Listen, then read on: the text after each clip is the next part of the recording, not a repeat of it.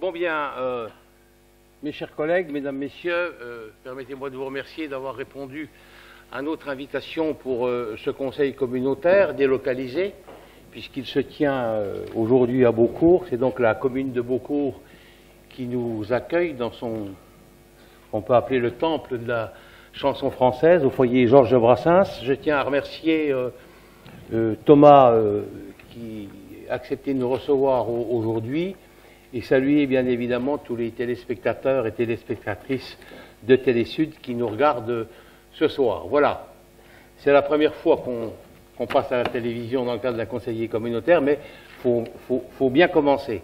Donc, il y a un certain nombre de points à l'ordre du jour.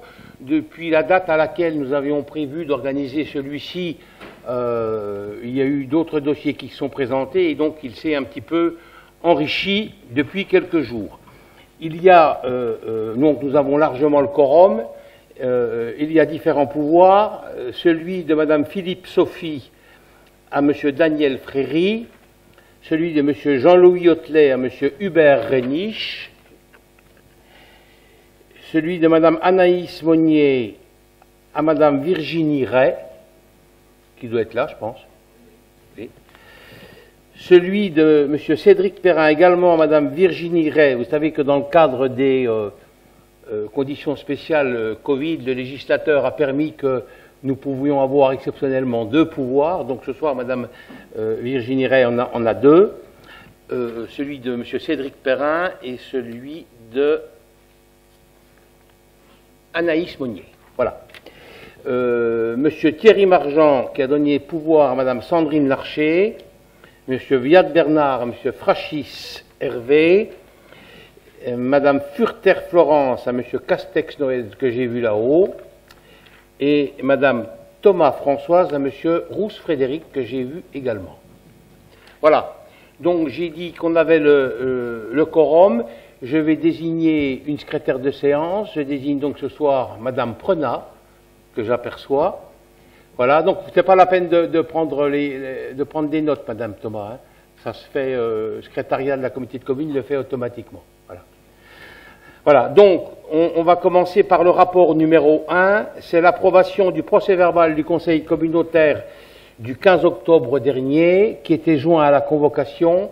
Je pense que vous l'avez lu. Est-ce que vous avez des observations, des remarques à formuler ? Je vous remercie. Pas d'opposition, pas d'abstention, voté donc à l'unanimité. Rapport numéro 2, budget eau, attribution d'emprunt.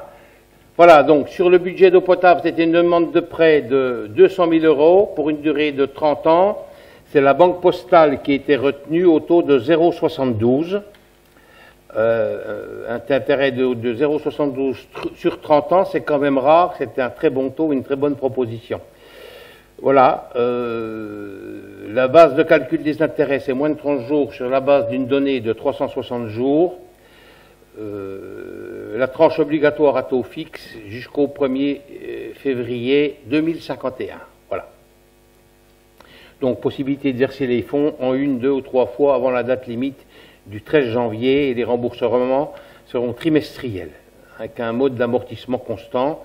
Remboursement anticipé, autorisé à une date d'échéance d'intérêt pour tout ou partie du montant du capital restant dû, moyennant le paiement d'une indemnité actuarielle, et puis une commission d'engagement de 0,10% du montant du contrat de prêt. Donc on vous demande que vous m'autorisiez à signer ce contrat de prêt et engager la collectivité suite à la proposition de la Banque Postale. Voilà. Pas d'opposition, pas d'abstention, je vous remercie. Rapport numéro 3, budget assainissement, admission en non-valeur, M. Gilles Courget. Mesdames, Messieurs, bonsoir. Donc, il s'agit du budget assainissement. Vu l'état des titres irrécouvrables transmis par Madame la trésorière de Delle, pour lesquels il a été demandé l'admission en non-valeur, un certain nombre de factures éditées par la CCST n'ont pu être recouvrées par les procédures traditionnelles, cette situation aboutissant de la part de l'huissier de la trésorerie à un constat de carence et d'irrécouvrabilité. Donc c'est un peu des choses qu'on retrouve dans les communes, malheureusement. Donc vous avez un tableau avec tous les créanciers qui ne valideront pas leurs factures. Il y a notamment pour la plus grosse d'entre elles, la première, qui est de 3 020,27 €, qui est un artisan qui a fait faillite et donc qui n'a pu honorer sa facture. Les autres factures sont un peu plus modestes et vous retrouvez l'ensemble de ces créances à valeur de 3 843,99 €. Donc il est proposé aux membres du Conseil communautaire de prononcer l'admission en non-valeur de la somme que je viens de préciser que les crédits budgétaires sont ouverts sur le crédit de l'exercice 2020, chapitre 65, article 65-42. Vous avez des questions, des observations à formuler? Ce sont des délibérations très administratives dans le cadre de la comptabilité publique. Pas d'opposition, pas d'abstention. Je vous remercie. Adopté. Rapport numéro 4, on est toujours dans... rapport numéro 5, on est donc... Non, 4, on est toujours dans les ordures ménagères.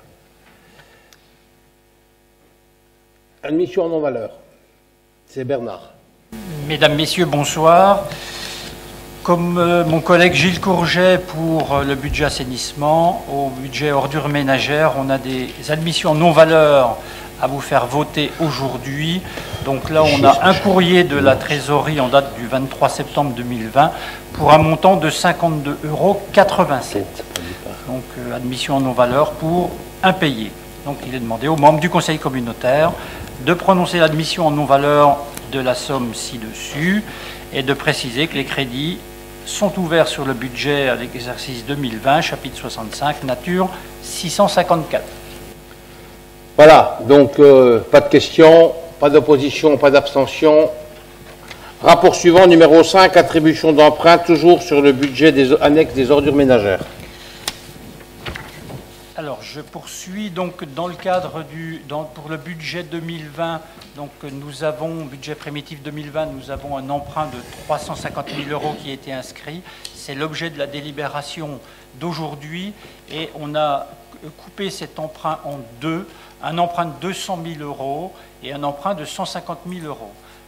Différentes banques ont été consultées. C'est la banque postale qui a là également été retenue, donc avec deux emprunts avec des caractéristiques différentes sur lesquelles je vais revenir. Donc pour l'emprunt de 200 000 €, donc c'est un taux d'intérêt fixe de 0,72.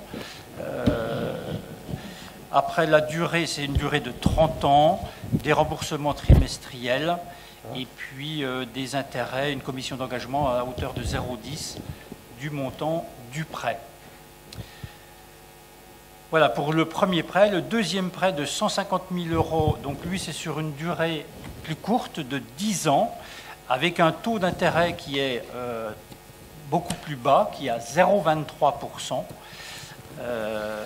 Les autres caractéristiques du prêt restent les mêmes, donc avec des remboursements trimestriels et une commission à hauteur de 0,10% du montant du prêt. Donc il vous est demandé d'autoriser le président à signer et engager la collectivité sur la proposition de prêt, ainsi que tous les éléments qui s'y rattachent, et d'autoriser le président à ordonner les demandes de tirage selon les conditions en vigueur. Voilà pour ce rapport numéro 5. Donc vous avez des observations, des remarques sur les prêts? Pas d'opposition, pas d'abstention. On passe donc au rapport numéro 7, convention de mise à disposition des... Rapport numéro 6. Comment? Ah oui, excusez-moi, attribution de marché public d'emballage de collecte sélective et cartons de déchetterie. Sur ce rapport numéro 6, donc ça concerne donc le marché de tout ce qui de la collecte sélective, donc tout ce qu'on met dans nos bacs jaunes. Aujourd'hui, le marché, on l'a avec la société Schroll, et donc le tri est fait sur le site de Fastat, à côté de Mulhouse. Ce marché arrive à échéance au 31 décembre 2020, donc il y a lieu de renouveler ce marché. Donc là, la commission d'appel d'offres s'est réunie avant ce conseil pour analyser les différentes offres qui ont été proposées. Sur ce marché-là, il n'y a eu qu'une seule entreprise qui a fait une offre, c'est la société Schroll, donc la société qui a aujourd'hui le marché. Au niveau des prix sur ce marché,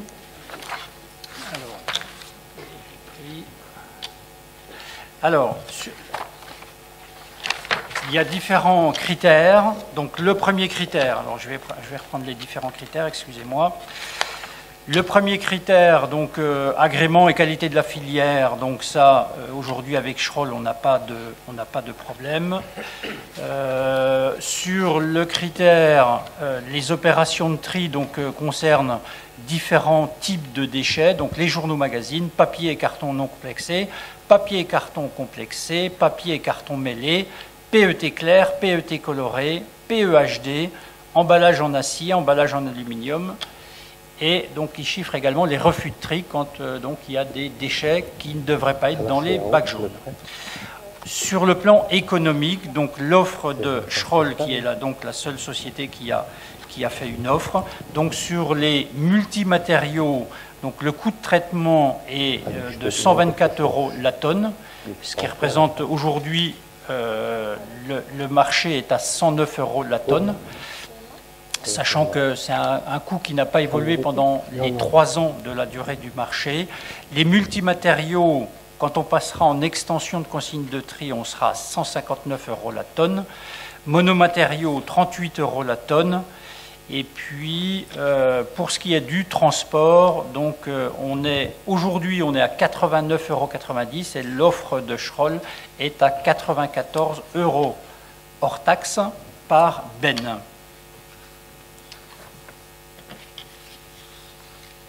Voilà, donc il vous est proposé de valider l'attribution du marché à l'entreprise Schroll suivant les conditions que j'ai rappelées précédemment et d'autoriser le président à signer les documents relatifs à ce dossier. Vous avez des observations? Pas de remarques? Donc il n'y a eu qu'une offre, hein? Oui. Malgré la publication bulletin officiel, c'est comme ça, voilà. Donc pas d'opposition, pas d'abstention, donc on attribue le marché à la société Schroll. Rapport numéro 7, convention de mise à disposition de bennes à déchets verts, toujours Bernard. Les bennes à déchets verts, donc on est en tripartite avec le CERTRID.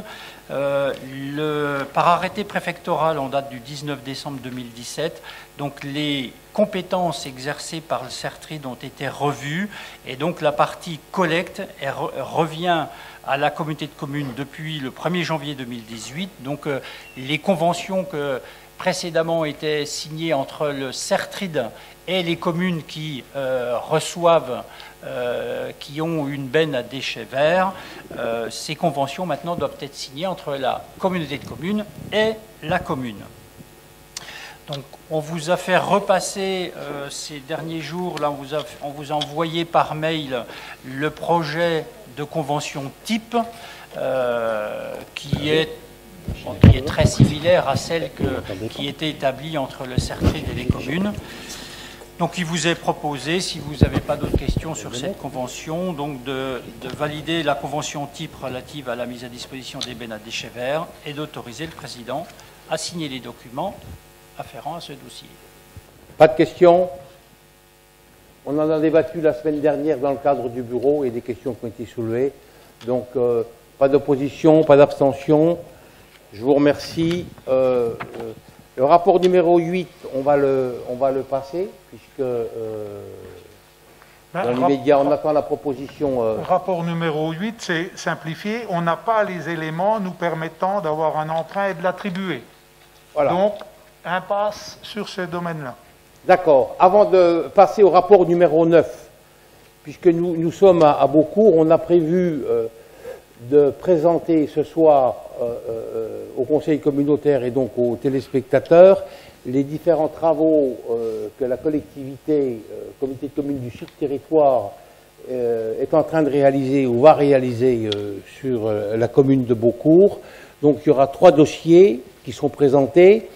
Un concernant la future station d'assainissement qui va être entièrement rénovée, qui sera présenté par le vice-président chargé de l'assainissement ici Gilles Courget, qui est d'ailleurs par ailleurs adjoint de Beaucourt.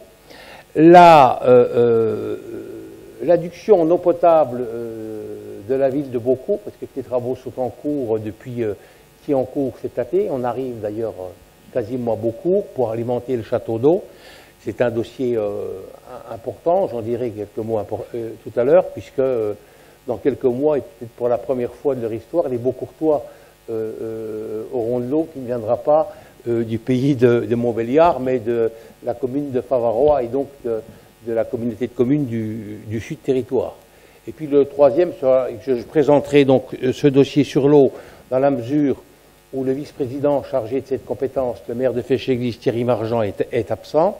Et puis ensuite un troisième dossier sur les travaux que nous allons engager sur les Fontenelles avec l'école de musique et l'installation de la police municipale dans les locaux des Fontenelles. Voilà, donc on va écluser les dossiers courants et puis en fin de réunion, on présentera avec 3 PowerPoint ces différents chantiers montrant leur évolution, les financements, etc. Voilà, donc j'enchaîne avec le rapport numéro 9, convention avec balisage 90 pour l'entretien des sentiers de randonnée du Sud Territoire, année 2020. Alors oui, effectivement, Président. Donc nous avons une convention qui nous lie avec Balisage 90 depuis 2010, qui permet d'entretenir les sentiers de randonnée sur notre Sud Territoire. Et il convient ce soir de renouveler cette convention. Donc c'est une convention qui nous permet d'avoir une inspection annuelle sur chaque sentier, le remplacement également de toute la signalétique endommagée, disparue, tout ce qui pourrait être poteau cassé, et puis le nettoyage des balises, l'évacuation des obstacles, donc voilà, et les baliseurs qui sont des bénévoles, pour autant émettent une facture en fin d'année par rapport aux frais occasionnés par rapport à cela, notamment parce qu'ils utilisent leur véhicule personnel pour les petits déplacements, et puis par contre effectivement quand il faut quelque chose de plus lourd, c'est avec les services compétents de la CCST.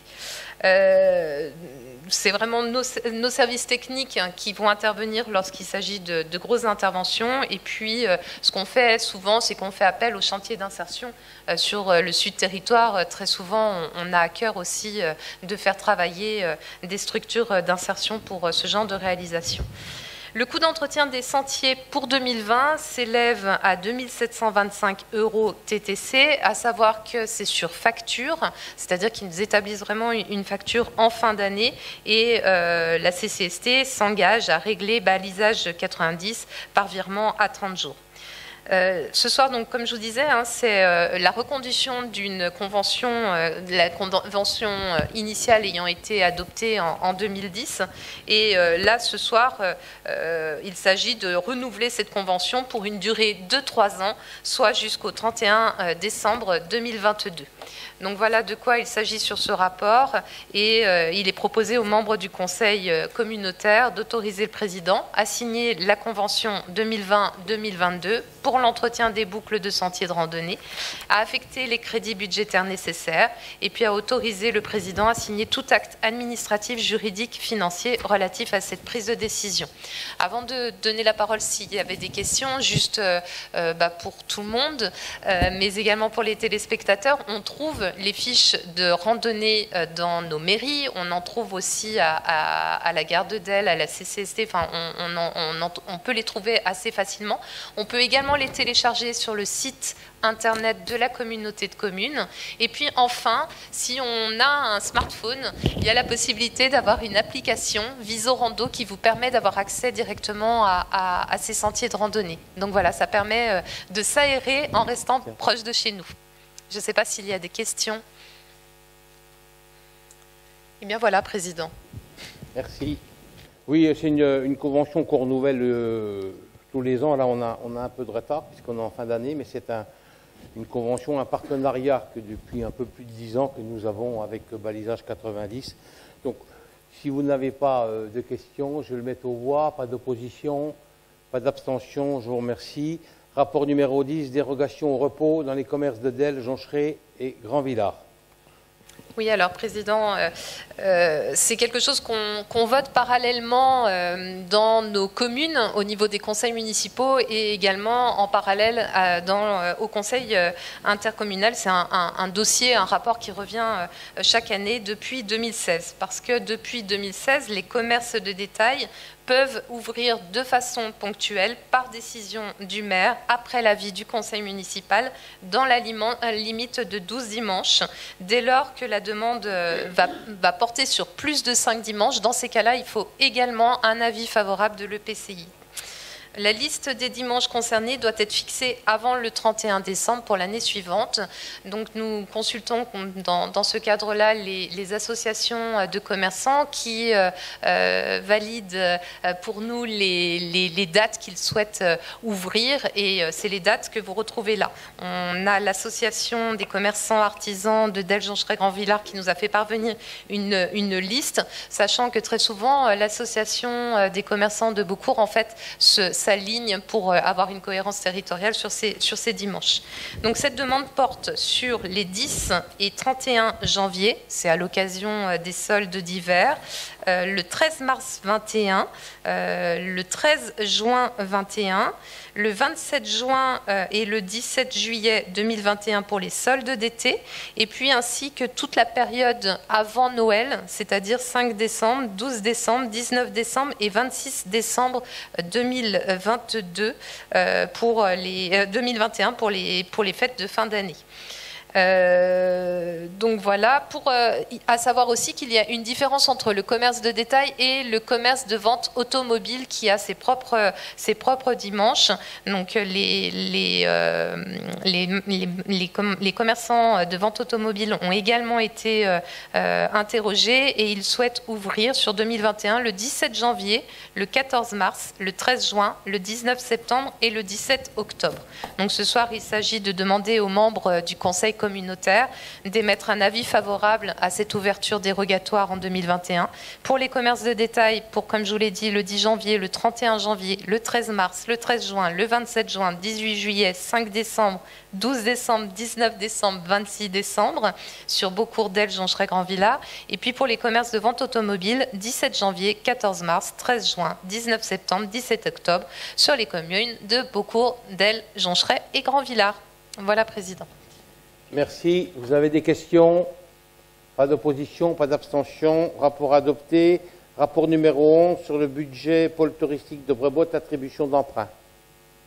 Oui, alors il s'agit, comme un peu plus tôt dans la séance, nous avons eu une commission d'appel d'offres aujourd'hui qui nous a permis d'attribuer l'emprunt pour le pôle touristique de Brébeuf.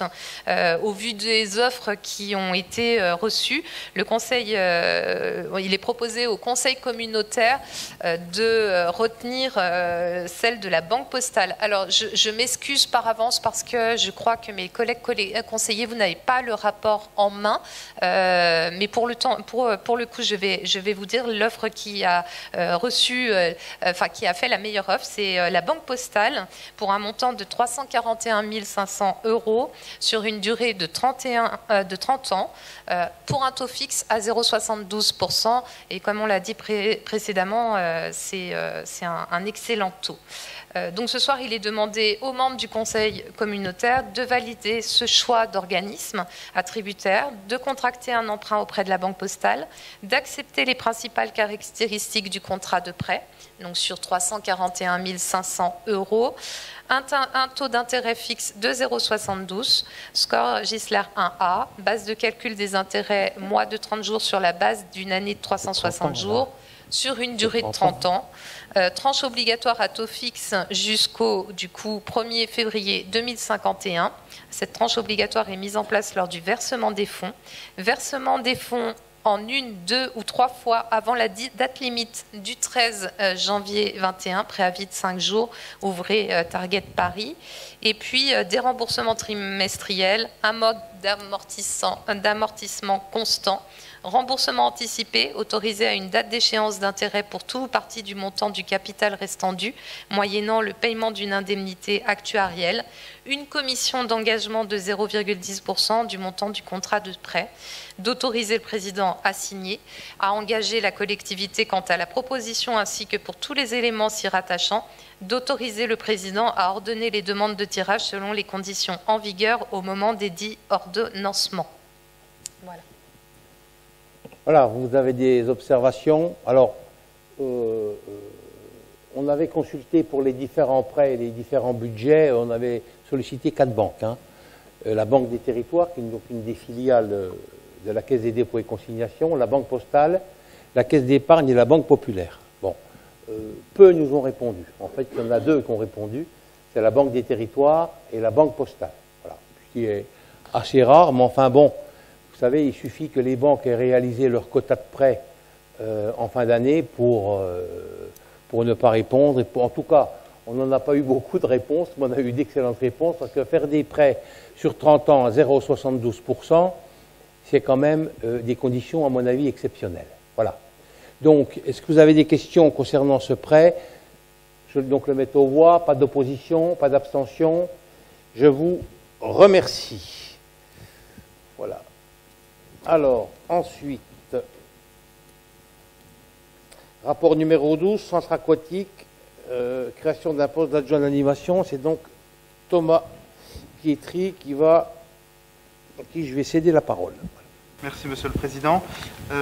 Suite à la prise de compétence du centre aquatique, il convient donc de créer un poste pour pérenniser l'emploi d'un maître nageur sauveteur à temps complet à partir du 1er janvier 2021. Donc pour la filière animation en catégorie C, au cadre d'emploi d'adjoint d'animation, au grade adjoint d'animation.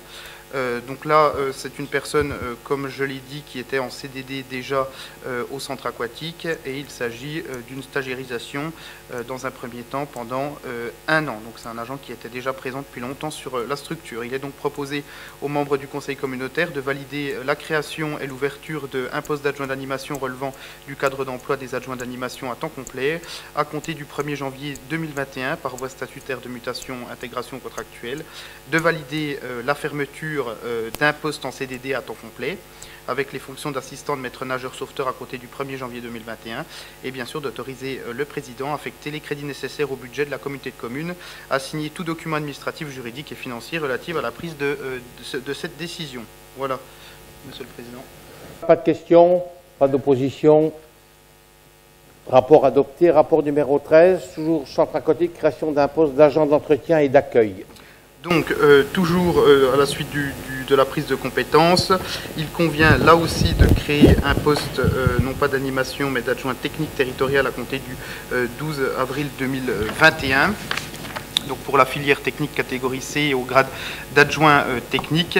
Il est donc proposé aux membres du conseil communautaire de valider la création et l'ouverture d'un poste d'adjoint technique relevant du cadre d'emploi des adjoints techniques à temps complet à compter du 12 avril 2021 par voie statutaire de mutation, intégration contractuelle, et d'autoriser bien sûr le président à signer tous les documents nécessaires. Et c'est donc un agent qui est présent sur la structure à l'entretien et à l'accueil depuis déjà début octobre en CDD.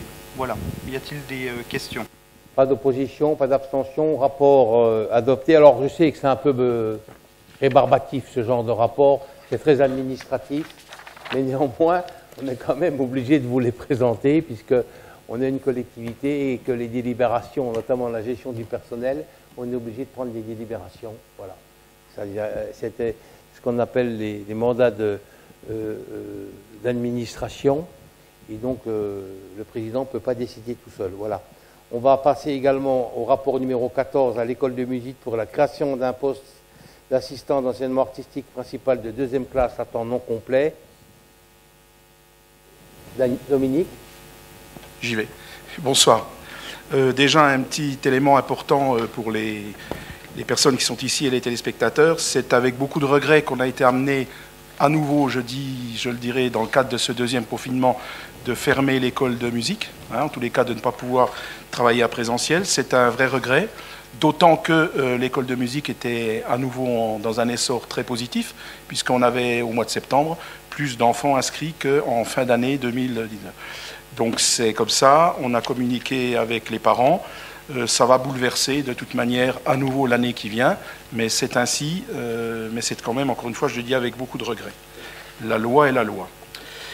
Il est donc, dans le cadre du fonctionnement de l'école de musique, et pour favoriser la pérennité des emplois, il convient de recruter un agent pour exercer les fonctions d'assistant d'enseignement artistique, principal de 2e classe, à temps non complet, à raison de 7,75 temps hebdomadaire, à compter du 1er janvier 2021. Filière culturelle, catégorie B, cadre d'emploi assistant d'enseignement artistique, grade assistant d'enseignement artistique principal de 2e classe.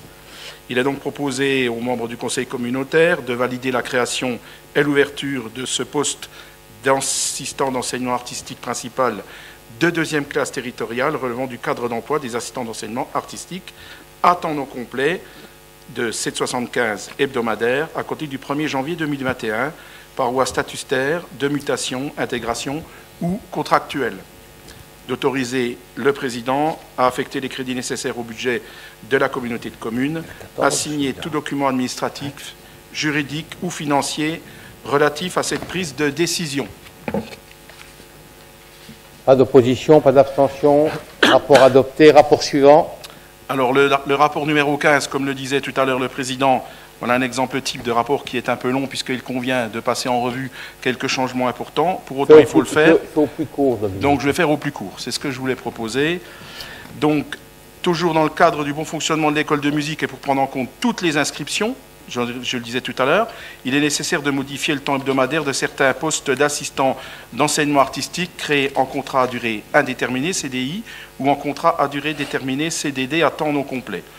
Il est aussi nécessaire de faire la même chose pour les contrats CDD, et je vais vous proposer effectivement de ne pas tous les lister, tout le monde a le rapport et vous savez lire, mais d'aller plus simplement à la validation de ces temps. Si vous calculez, vous allez vous apercevoir que ça représente un très petit quantum d'augmentation des temps de travail, puisqu'il s'agit pour la plupart d'augmentation de 0,75 centième, bien évidemment, donc ce qui est très peu sur la totalité des 14 emplois d'enseignants à la communauté de communes. Donc on vous propose de valider la création et l'ouverture de 4 postes en CDI aux fonctions d'assistant d'enseignement artistique à temps non complet à compter du 1er janvier 2021 à raison de 7,25 ETP hebdomadaires, 4,25 ETP hebdomadaires, 8,5 ETP hebdomadaires et 5,75 ETP hebdomadaires sur la base de 20 heures, vous avez pu le voir. De valider la création de 9 postes en contrat à durée déterminée, CDD, aux fonctions d'assistant d'enseignement artistique à temps non complet à compter du 1er janvier 2021, une petite erreur, à raison de 4,75 hebdomadaires sur la base de 20 heures, 0,5, 2,75, 8, 3,25, 4, 4,75, 3,75 et 7. Et dans le même temps, de fait, de fermer les 4 postes en CDI qui étaient à raison de 7, 4, 8,25 et 7,25, les 9 postes en CDD aux fonctions d'assistant d'enseignement artistique qui étaient sur la base de 2, 5,75, 9, 2,25, 5, 4,25, 7,50, 3 et 7,50.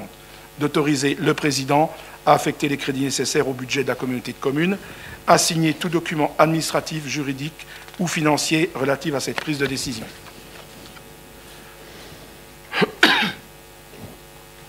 Pas d'opposition, pas de questions. Je me vois. Rapport adopté. Rapport numéro 16, secrétariat général, création d'un poste d'agent d'accueil secrétariat, puis les rapports suivants. Robert Natal. Merci, Monsieur le Président. Bonsoir à tous. Donc, suite à la mutation pour le rapport numéro 16 d'un agent, suite aussi au développement des compétences de la communauté de communes du Sud Territoire et aux nouvelles missions du pôle ressources, il convient de recruter un nouvel agent pour exercer les fonctions d'agent d'accueil secrétariat à temps complet à compter du 1er janvier prochain, dans la filière administrative en catégorie C et dans le cadre d'emploi des adjoints administratifs. Il est donc proposé aux membres du conseil communautaire tout d'abord de valider la création et l'ouverture d'un poste relevant du cadre d'emploi des adjoints administratifs à temps complet, à compter, comme je vous l'ai dit, du 1er janvier 2021 par voie statutaire, de mutation, intégration ou contractuelle au choix. De valider par ailleurs la fermeture d'un poste d'adjoint administratif. Ça concerne une personne qui a demandé sa mutation. Et donc, ce poste sera fermé à compter du 1er janvier 2021 et bien entendu d'autoriser le président à affecter les crédits nécessaires au budget de la CCST et à signer tous les documents administratifs, juridiques, etc. Monsieur le Président. Des questions, des observations? Pas d'opposition, pas d'abstention. Rapport adopté. Rapport suivant. Alors, le rapport numéro 17, qui est aussi un rapport de création, qui concerne la création d'un poste d'assistant des ressources humaines. Et nous vous demandons de ratifier et de voter pour cela. En effet, suite à la mutation d'un agent, il convient de recruter un nouvel agent. C'est de la mutation dont je viens de vous parler auparavant, pour exercer les fonctions d'assistant des ressources humaines à temps complet à compter du 1er janvier 2021 dans la filière administrative en catégorie C, cadre d'emploi adjoint administratif ou rédacteur dans la catégorie B.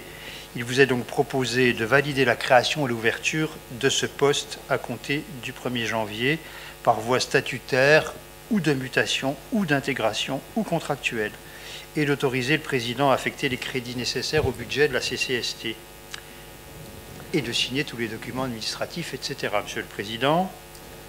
Il y a des questions? Pas d'opposition, pas d'abstention. Rapport adopté. Rapport suivant. Alors, plafond de prise en charge du compte personnel de formation. C'est un peu plus long, mais on va essayer d'être court quand même. En application de l'article 44 de la loi du 8 août 2016, relatif au travail, à la modernisation du dialogue social et à la sécurisation des parcours professionnels, l'ordonnance du 19 janvier 2017 a introduit deux nouvelles dispositions. L'article 22 ter de la loi crée, à l'instar du dispositif existant pour les salariés du droit privé, un compte personnel d'activité CPA au bénéfice des agents publics. Le compte personnel d'activité se compose de deux comptes distincts, le CPF, compte personnel de formation, et le compte d'engagement citoyen, le CEC. Le CPA a pour objectif, par l'utilisation des droits qui y sont inscrits, de renforcer l'autonomie et la liberté d'action de l'agent et de faciliter son évolution professionnelle.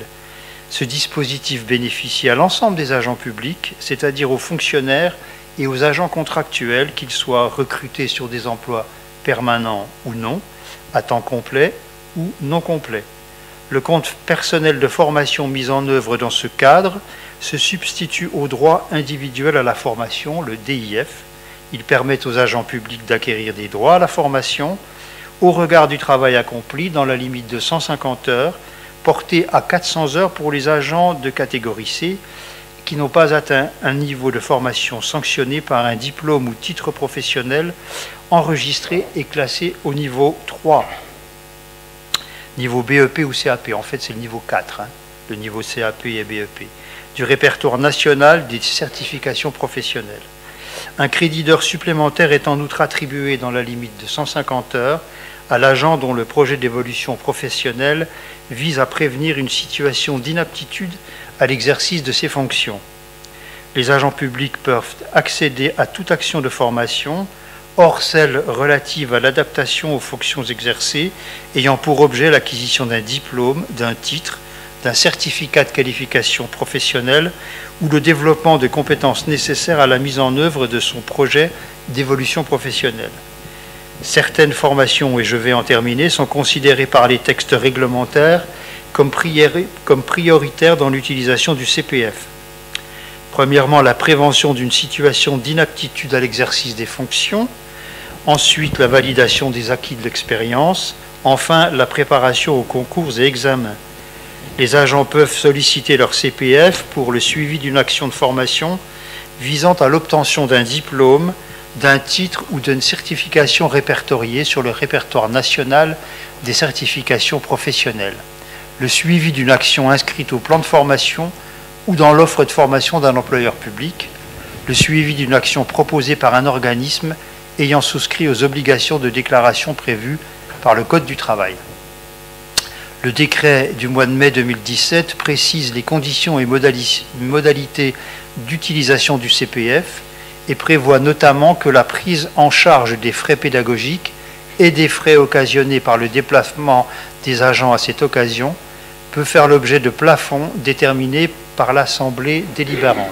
C'est donc ce que nous allons vous proposer. Il est proposé aux membres du Conseil, premièrement, de plafonner la prise en charge des frais pédagogiques se rattachant à la formation suivie au titre du compte personnel de formation de la façon suivante: plafond par an et par agent, 500 € dans la limite d'une dépense de 1 500 € par année civile pour la CCST.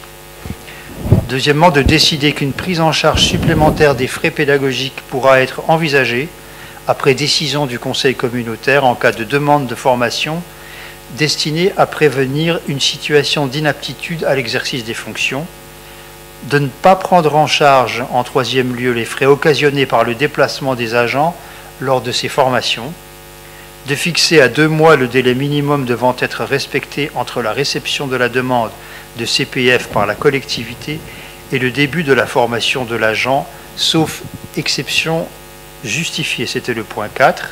Enfin, d'autoriser le président à affecter les crédits nécessaires au budget de la communauté de communes et, comme d'habitude, à signer tout document administratif, etc., Monsieur le Président.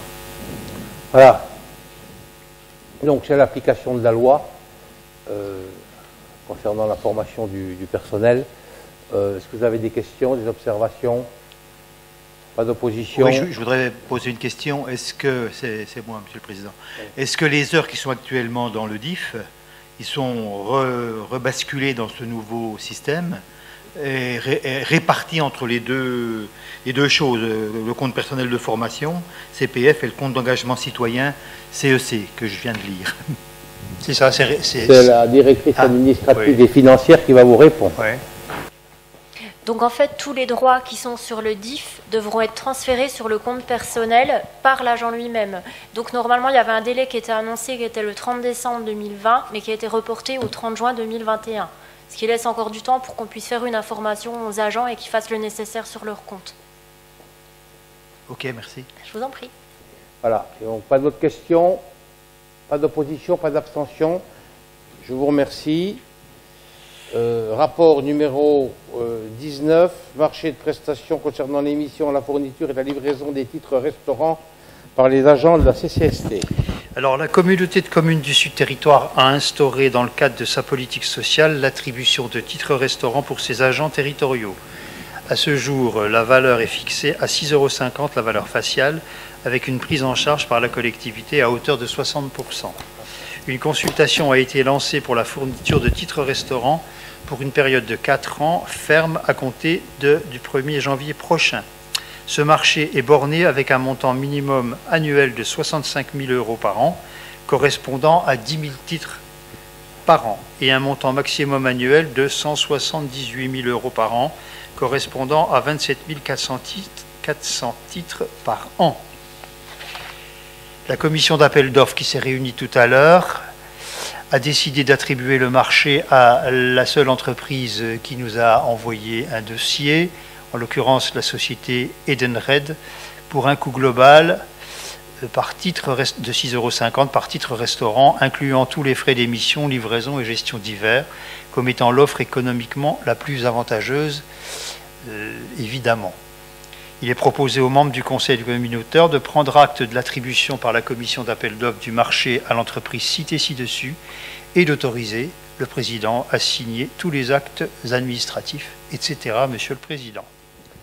Voilà, vous avez des questions?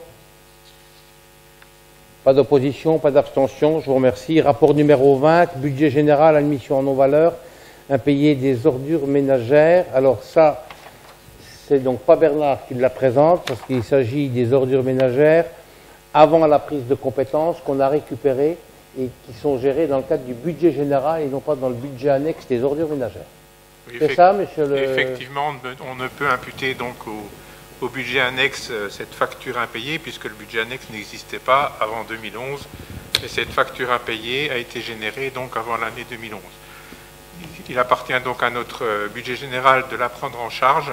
C'est un montant de 171,84 € et vu les justificatifs présentés au sens desquels l'irrécouvrabilité apparaît certaine, donc il nous est demandé de prononcer l'admission en non-valeur de la somme donc de 171,84 € et de préciser que les crédits sont ouverts au budget.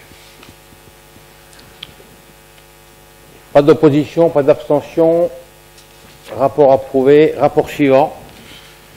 Donc le budget général, comme les autres budgets, a sollicité les organismes bancaires dans le cadre d'une consultation pour effectuer, donc pour recevoir attribuer un emprunt.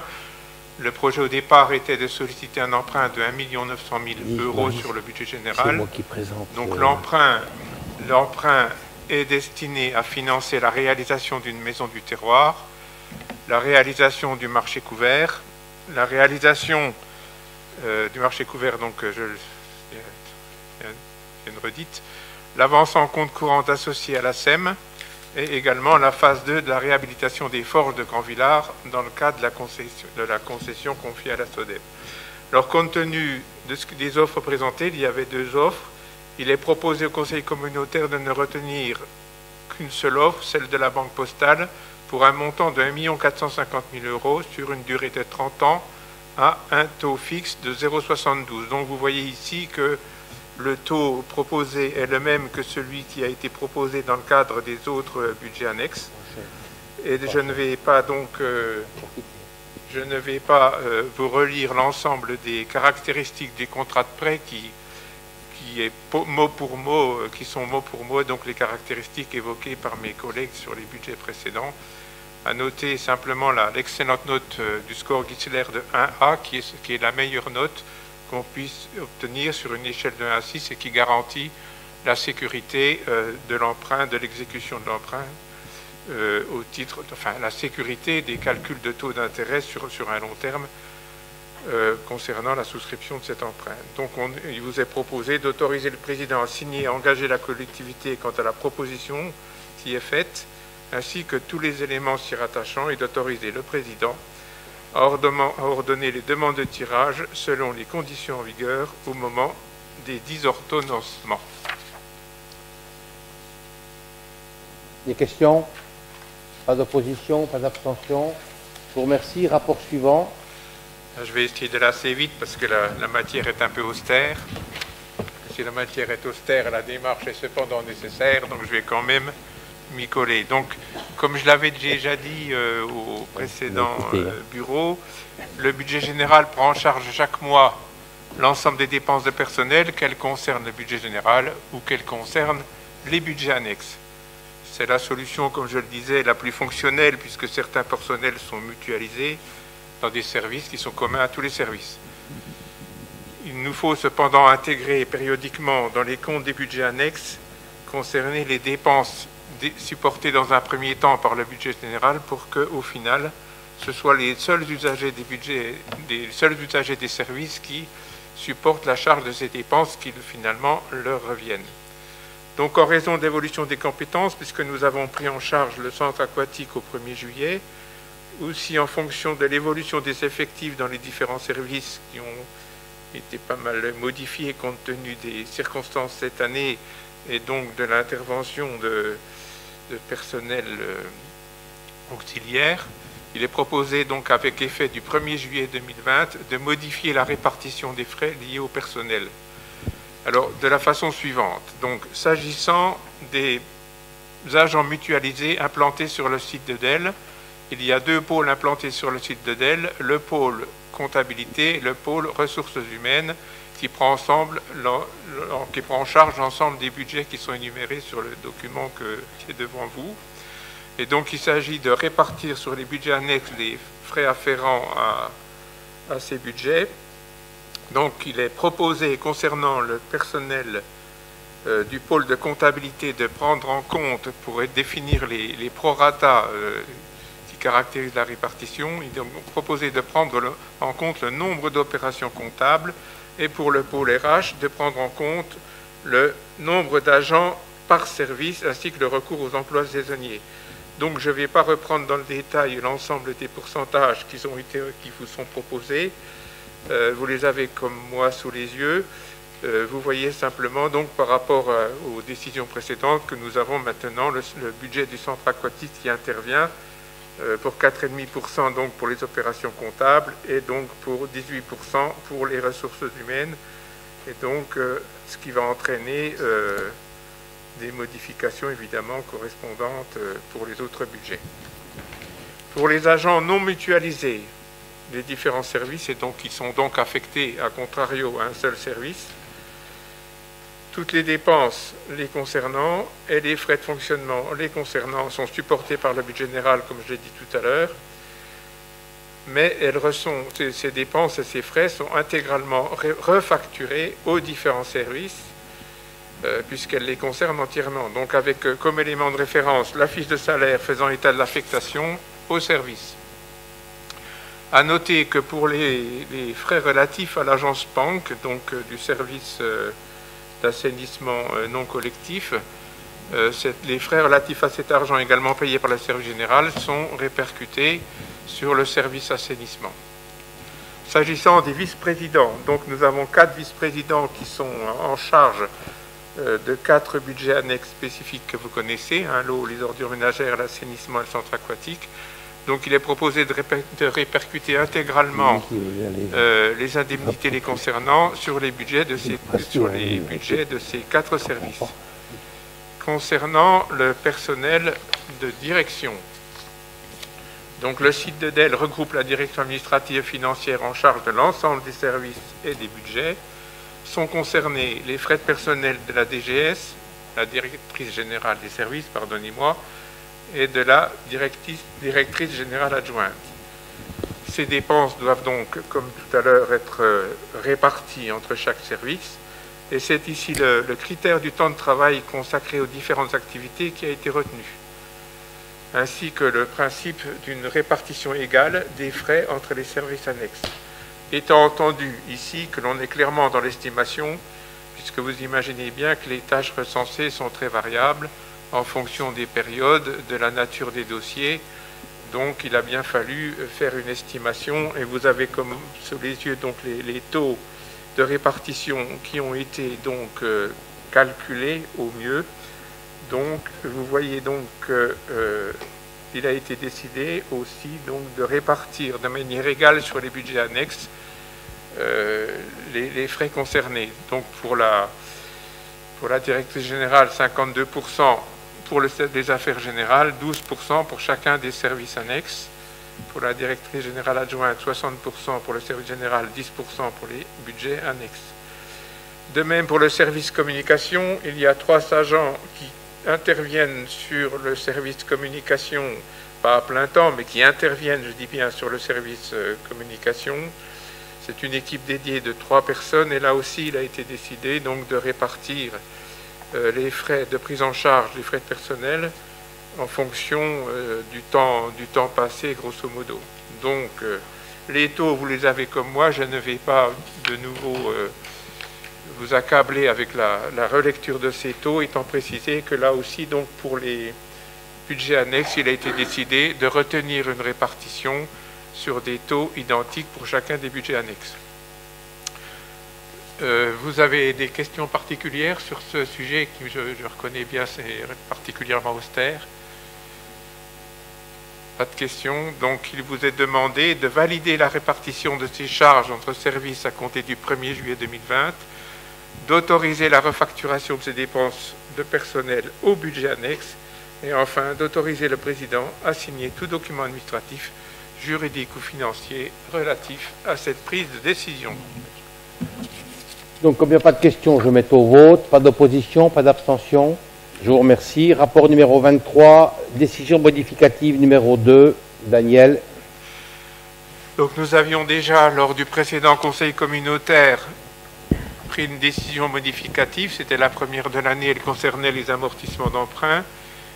Nous avons aujourd'hui à effectuer une deuxième modification sur ce budget primitif qui, bien entendu, connaît des difficultés d'exécution compte tenu de tout ce qui nous est arrivé cette année. Et donc il faut que nous prévoyions sur le chapitre 12, au niveau des dépenses de personnel, une augmentation des crédits. Elle s'explique notamment par le fait qu'il y a eu de nombreuses absences pour maladie d'agents qui ont dû être remplacées, notamment dans le cadre des problèmes posés par la pandémie, par le recours à des saisonniers au service ordures ménagères et au centre aquatique, et également au recours partiel à des agents en complément de personnel en temps partiel thérapeutique. Le crédit global qui est demandé, donc, qui est soumis au vote aujourd'hui, est un crédit de 140 000 euros.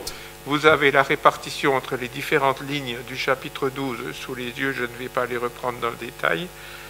Donc cette somme donc, sera financée par un prélèvement sur l'excédent de fonctionnement reporté qui reste largement disponible pour financer cette dépense. Donc il vous est proposé d'approuver la décision modificative numéro 2 du budget général selon les propositions que je viens de formuler. Vous avez des questions?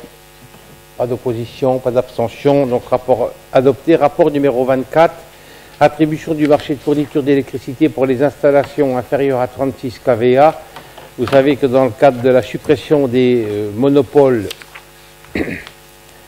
que la Commission européenne nous a imposé, que les collectivités sont donc soumises aux règles du marché, et dans ce cadre, en matière d'électricité, il faut qu'on consulte. Donc nous avions un contrat qui vient à expiration sur un tarif réglementé d'électricité au 1er janvier 2021.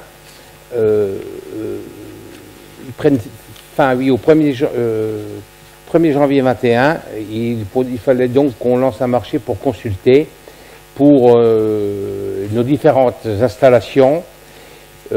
Ça concerne 47 installations, postes d'assainissement, postes d'eau potable, bâtiments relais, éclairage de zones d'activité, service des ordures ménagères, le siège, les bureaux, etc., dont les puissances souscrites sont inférieures à 36 kVA en électricité pour la période 2021-2022. La commission d'appel d'offres qui s'est réunie tout à l'heure a décidé d'attribuer donc la fourniture d'électricité à Total Direct Énergie, qui étant l'offre économiquement la plus avantageuse, pour un montant global annuel de 73 562,14 € TTC. Vous avez des questions? Pas d'opposition. Il y avait deux offres. Deux offres sur 12. C'était le deuxième. EDF. D'accord. Combien? 1800 € d'écart. Ok. Donc, pas d'opposition, pas d'abstention. Je vous remercie. Rapport numéro 25, désignation d'un représentant de la communauté de communes au sein de la commission consultative paritaire issue de la loi transition énergétique pour la croissance verte. Voilà. Alors, cette commission, elle a pour but de coordonner l'action de ses membres dans le domaine de l'énergie, de mettre en cohérence leur politique d'investissement et de faciliter les échanges de données. C'est sur la base d'un article du Code général des collectivités territoriales qui prévoit la création de cette commission. Territoire d'énergie, qui est le syndicat qui a la compétence, nous informe que cette commission créée lors de la réunion du comité syndical du 10 décembre 2015 a donc expiré avec le renouvellement des différents conseils communautaires, que la loi précise que la commission comprend un nombre égal de délégués du syndicat de représentants des EPCI à fiscalité propre. Chaque EPCI doit disposer d'au moins un représentant. Et donc la communauté de communes doit désigner le nom de son représentant dans cette commission. Voilà. Y a-t-il un candidat? Vous êtes Madame Bobillet. Voilà. Madame Bobillet. Prénom? Anne-Catherine. D'accord. Voilà. Ben, je vous remercie, Madame, de votre candidature. Donc, pas d'opposition. Il n'y a qu'une candidature, pas d'opposition, pas d'abstention. Donc vous êtes élu à l'unanimité. Merci. On a donc fini le rapport, je dirais, classique. Il y a néanmoins différents points que j'aimerais aborder avec vous. On vous a remis une motion concernant la suppression de la trésorerie de DEL.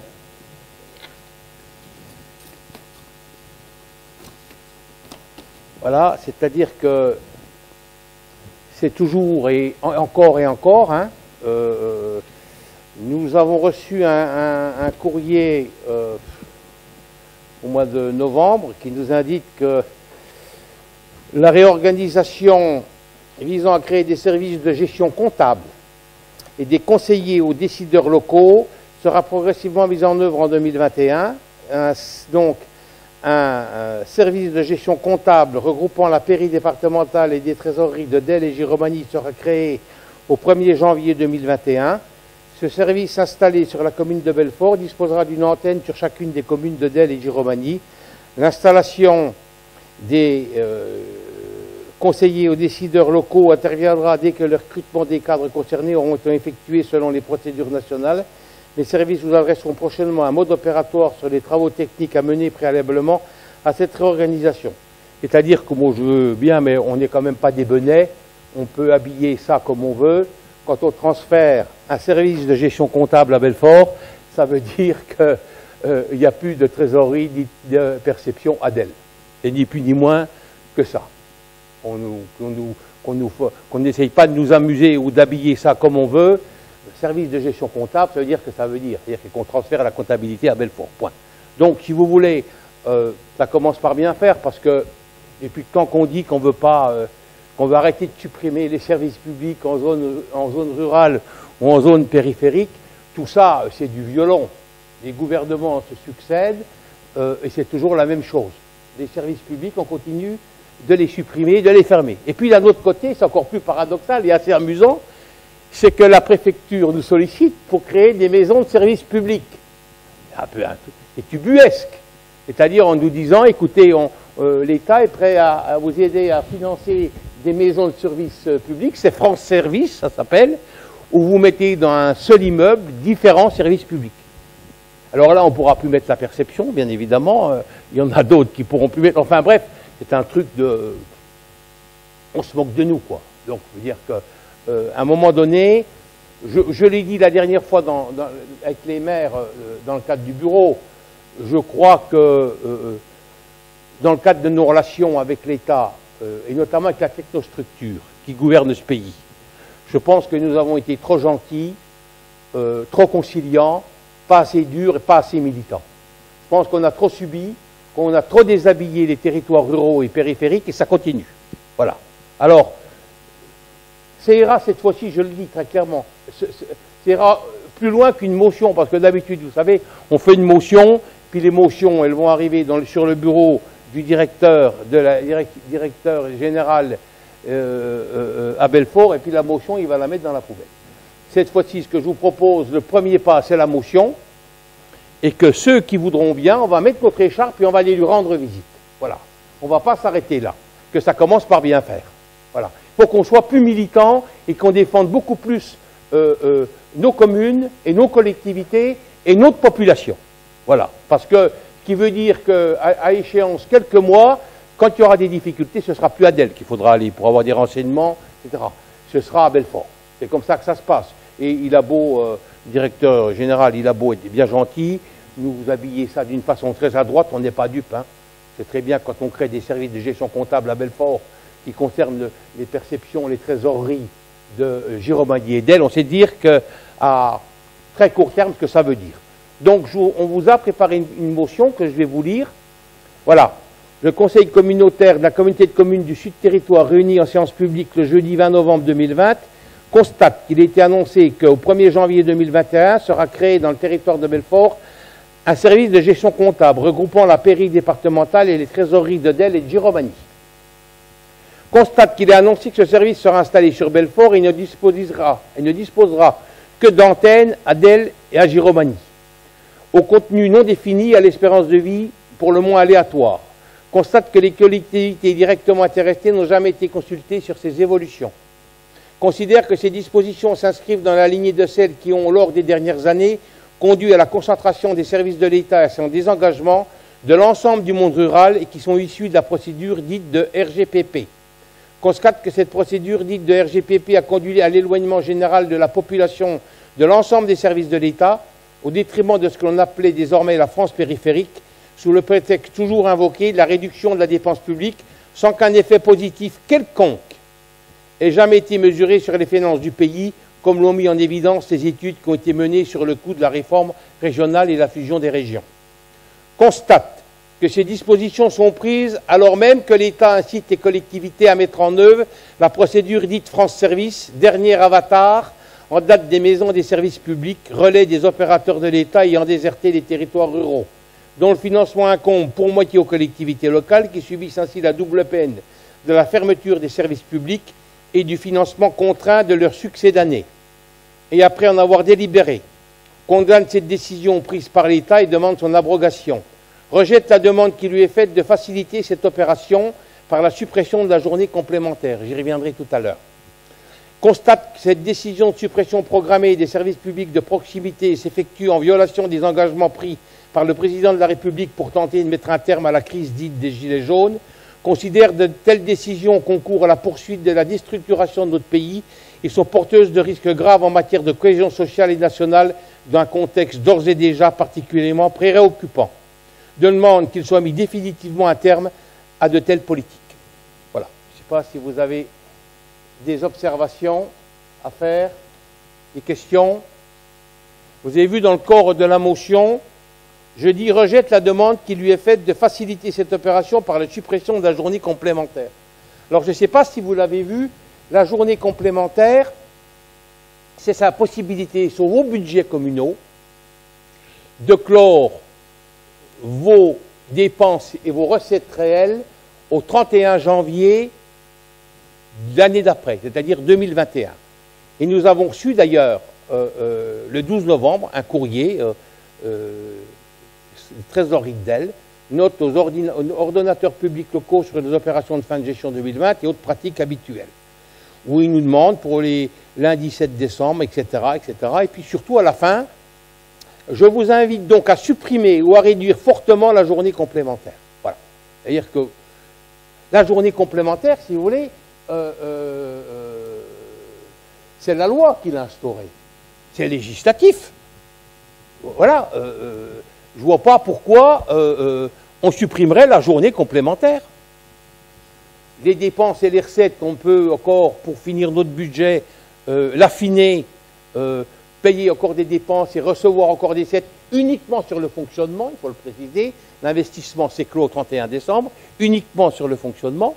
Je ne vois pas pourquoi, de la façon surtout dont on est traité, on supprimerait cette journée complémentaire qui est une possibilité de souplesse et de largesse pour la comptabilité publique et pour la gestion comptable de nos communes ou de la communauté de communes du sud-territoire. Voilà.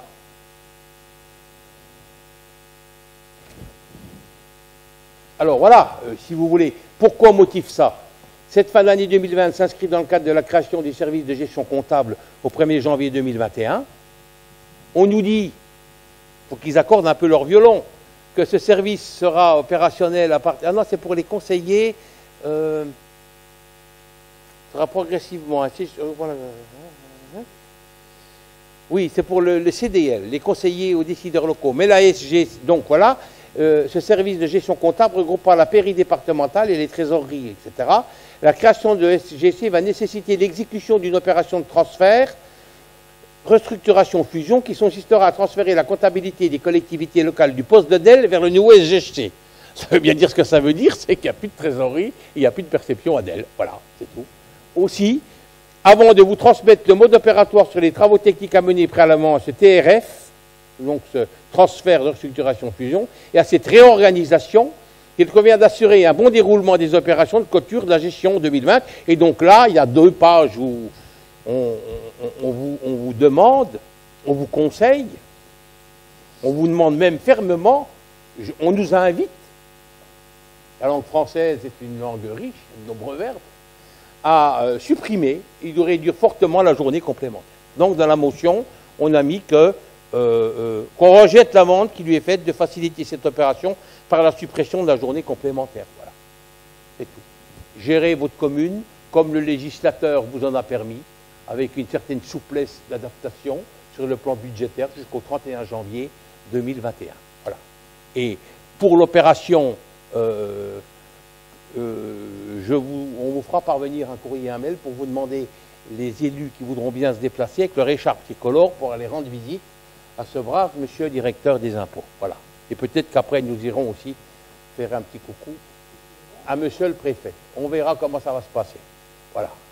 Mais ça ne va pas aller tout seul, on va lui dire ce qu'on a à lui dire. Parce qu'ils sont bien tranquilles dans leur bureau. Alors tout ça, ça descend.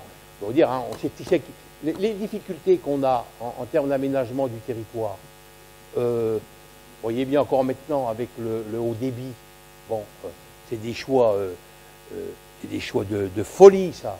On a choisi, on a menti aux Français, en fait. Voilà. On n'a pas dit que... vous avez par exemple le câble. On a confié à des opérateurs de droit privé le fait de câbler le territoire national. On l'a confié à des opérateurs de droit privé. Qu'est-ce que ça a donné? Ils ont câblé que dans les grosses métropoles. Voilà.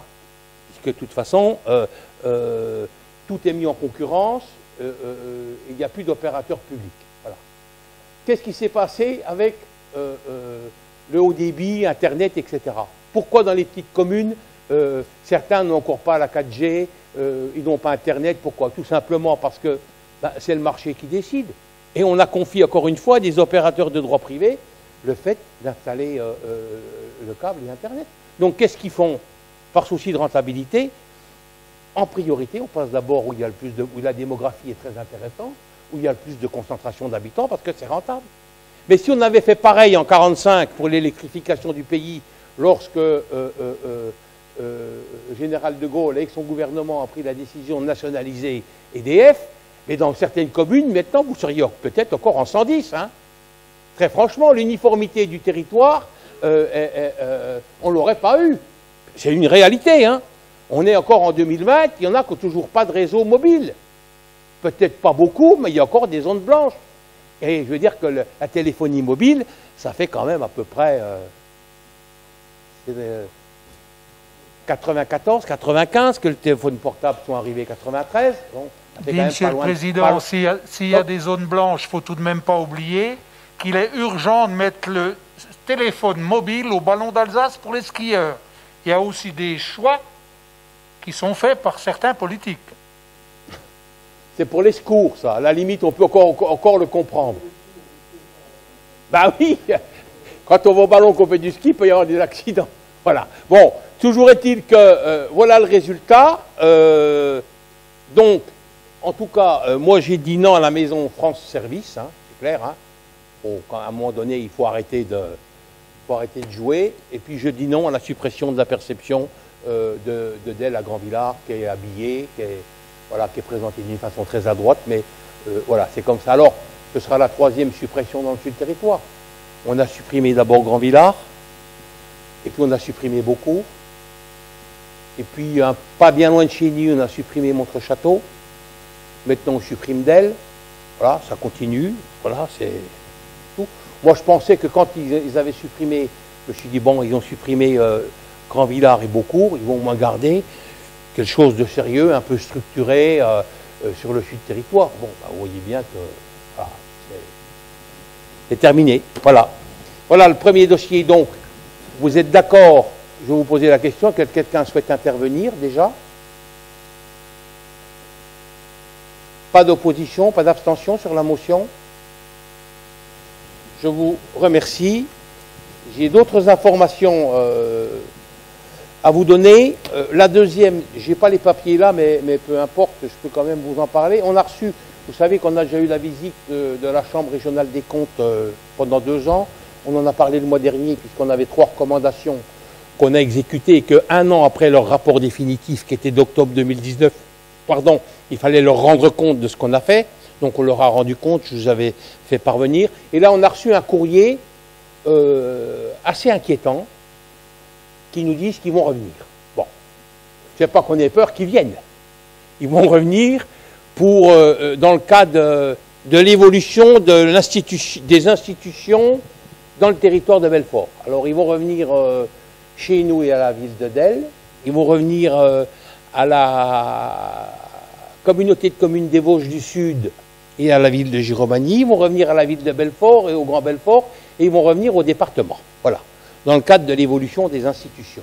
Alors, si vous voulez, Là-dessus, on va préparer une réponse. Elle est d'ailleurs prête, hein, que je vais lui envoyer, parce que, à tout le moins, si je ne m'abuse, si je connais un petit peu les arcanes juridiques de la Constitution et de la vie démocratique de mon pays, il me semble que c'est à leur représentation nationale de décider de l'évolution des institutions dans notre pays, et non pas à la Chambre régionale des comptes, même si elle se prévaut d'un mandat émanant de la Cour des comptes. Ça, je demande à voir. Donc ça, c'est encore un sujet brûlant. Je ne sais pas ce qu'il y a derrière, parce que, à tout le moins, le département du territoire de Belfort n'est pas le plus petit département de France. Ce n'est pas celui qui a le moins d'habitants. Ils sont venus nous voir il y a quelques semaines. Alors, ils viennent, ils veulent examiner qu'une année, puisqu'ils ont examiné les autres années. Donc, ils veulent examiner que 2019. Je ne sais pas, franchement, en examinant une année, ce qu'ils vont pouvoir en déduire, en termes de prospection, de vision, de réflexion, et même d'ambition. Je ne sais pas pourquoi. Alors bon, voilà encore un sujet auquel nous allons être occupés dans les mois qui viennent. En tout cas, soyez persuadés que nous serons particulièrement attentifs. Le courrier que va recevoir le président de la Chambre régionale des comptes, d'ailleurs, je lui mets les points sur les i. Voilà, correctement, parce que, et je crois que je ne suis pas le seul, parce qu'on s'est concerté avec les autres présidents des PCI, on n'est pas d'accord, ni d'ailleurs le président du conseil départemental qui n'est pas d'accord, et je pense qu'on prendra sans doute également une motion au prochain conseil départemental qui sera public le 10 décembre prochain pour s'opposer à cette façon de faire et d'agir. Voilà. Et de subir, surtout. C'est ça. Ne plus subir. Voilà. Donc, voilà le deuxième dossier d'importance dont je voulais vous informer. Il y a des informations aussi que je voulais vous donner. C'est sur les pouvoirs de police spéciales. Le transfert des pouvoirs de police spéciale des maires au président des EPCI s'opérait jusqu'à présent de manière automatique en faveur des présidents de l'EPCI le jour de son élection dans les domaines suivants: l'assainissement, la collecte des déchets, police de la circulation et du stationnement dans le cadre de la voirie, réalisation d'aires d'accueil ou de passage des gens du voyage, délivrance des autorisations de stationnement aux exploitants de taxis et l'habitat. La loi du 22 juin 2020, puisque vous savez, ils nous pondent des lois régulièrement. Hein. Je pense d'ailleurs qu'il faudrait une pause législative sérieuse, toiletter tout ça, pour voir un petit peu où on en est, au moins pendant 2-3 ans, parce que les lois, ça s'enchevête, ça s'additionne, c'est de plus en plus compliqué. Il en résulte que le transfert ne se fait plus systématiquement de manière automatique. Pour chaque compétence, il convient de distinguer 2 cas. Dans les communes où le prédécesseur du président nouvellement élu exerçait les pouvoirs de police dans le cadre des compétences mentionnées ci-dessus, le transfert se poursuit automatiquement le jour d'élection du président de l'EPCI et le maire concerné dispose d'un délai de 6 mois pour s'y opposer. Ce qui n'est pas notre cas, puisqu'on s'était mis d'accord et que vous n'aviez pas tout transféré.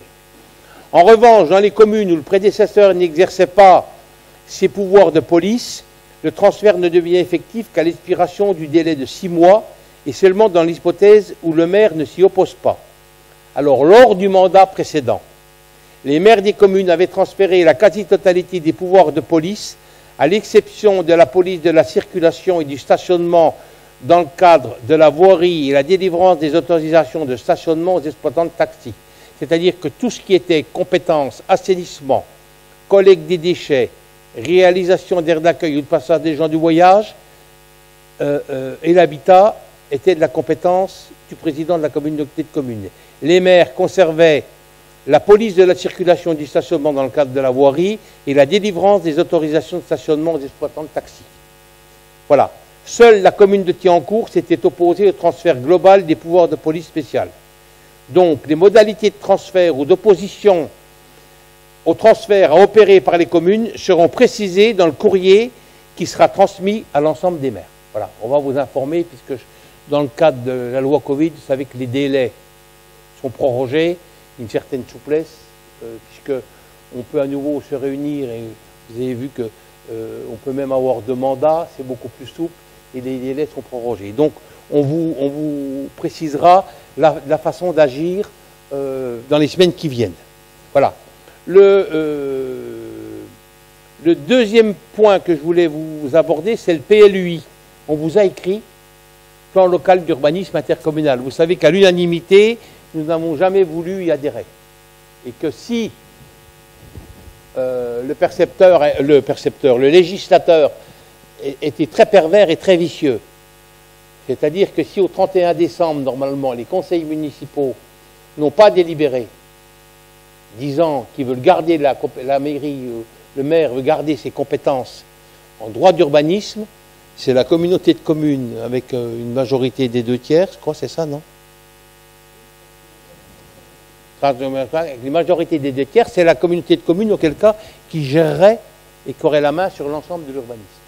Donc, on vous a écrit pour vous dire, délibérez avant le 31 décembre, que nous ne nous trouvons pas dans ce cas-là, et que ce soit, parce qu'on n'y tient pas du tout, que ce ne soit pas la communauté de communes qui gère à nouveau le droit des sols dans vos communes respectives.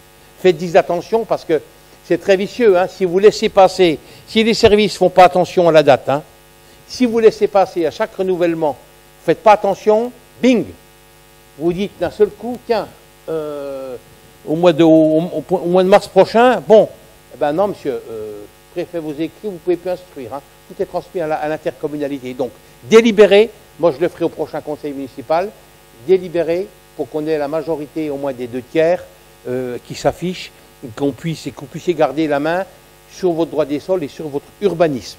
Voilà ce que je voulais vous dire. Je pense que j'ai fait le tour. Il convient maintenant, comme j'avais dit tout à l'heure, que nous abordions les dossiers d'investissement que nous avons engagés ou qui vont s'engager sur Beaucourt. On va dans les gradins? Allez, on va dans les gradins. Ça va, Robert? Bon, c'est toi qui commences, Gilles. L'assainissement. Travaux d'eau. On y va? Voilà, donc on va vous présenter les travaux d'autosuffisance en eau potable de Beaucourt. L'objectif est d'alimenter Beaucourt, Fecht-Église et Montbouton depuis les puits de captage de Faverois, Viadel et Thiancourt. D'une façon générale, avant de rebondir sur le dossier qui nous intéresse plus précisément sur l'adduction en eau potable de Beaucourt à la communauté de communes, je voulais simplement dire que depuis un peu plus d'une dizaine d'années, avec le service d'eau potable, son vice-président Thierry Margent, maire de Fecht-Église et les fonctionnaires, nous avons réalisé environ 20 millions d'euros d'investissement. Nous avons remis à neuf les 35 ouvrages que nous possédons, c'est-à-dire les stations de pompage, les stations de relevage, les châteaux d'eau enterrés, ceux qui ne sont pas enterrés, mais également le renouvellement des réseaux d'eau potable qui est de 280 km sur le périmètre de la communauté de communes du sud du territoire et les 3 km de maillage que nous changeons tous les ans.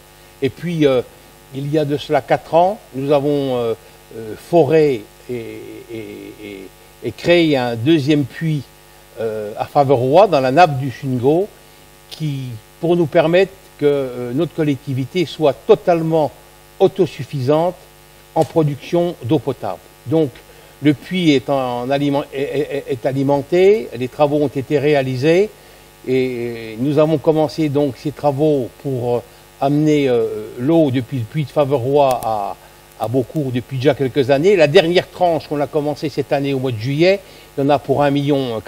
Il y a 7 km de réseau qui sont amenés depuis Thiancourt. On va y arriver, je pense, dans les semaines qui viennent. C'est 7 km de nouvelles conduites diamètre 200 mm, une nouvelle station de surpression à Fecht-Église pour pouvoir monter la côte de Badvel, comme on dit.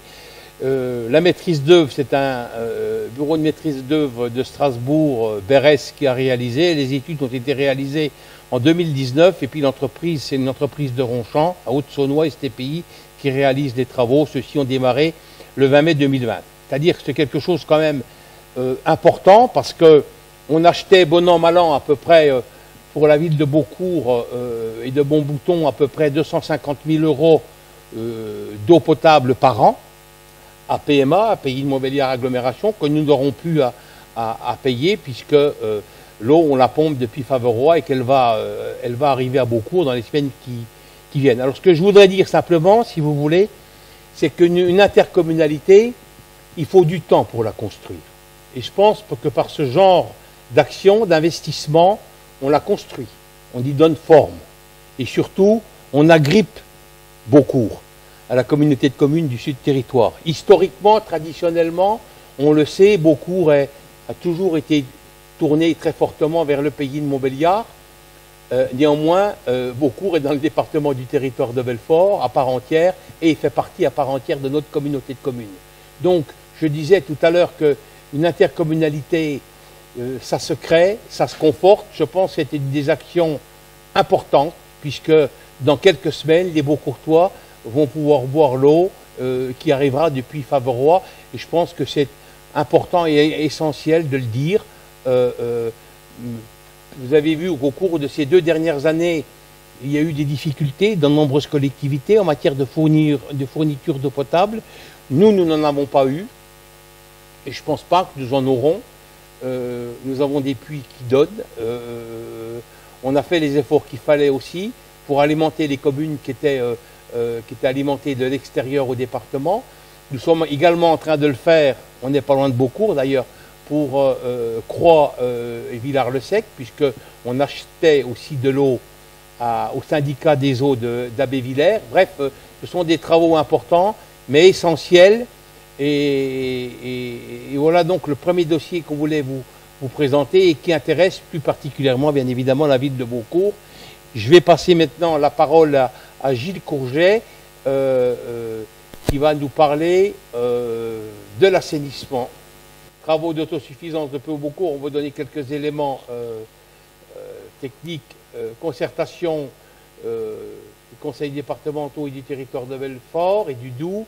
Il y a 5 communes traversées. On a perturbé la circulation à l'automne, on l'a vu. PMA et Veolia, qui est le gérant.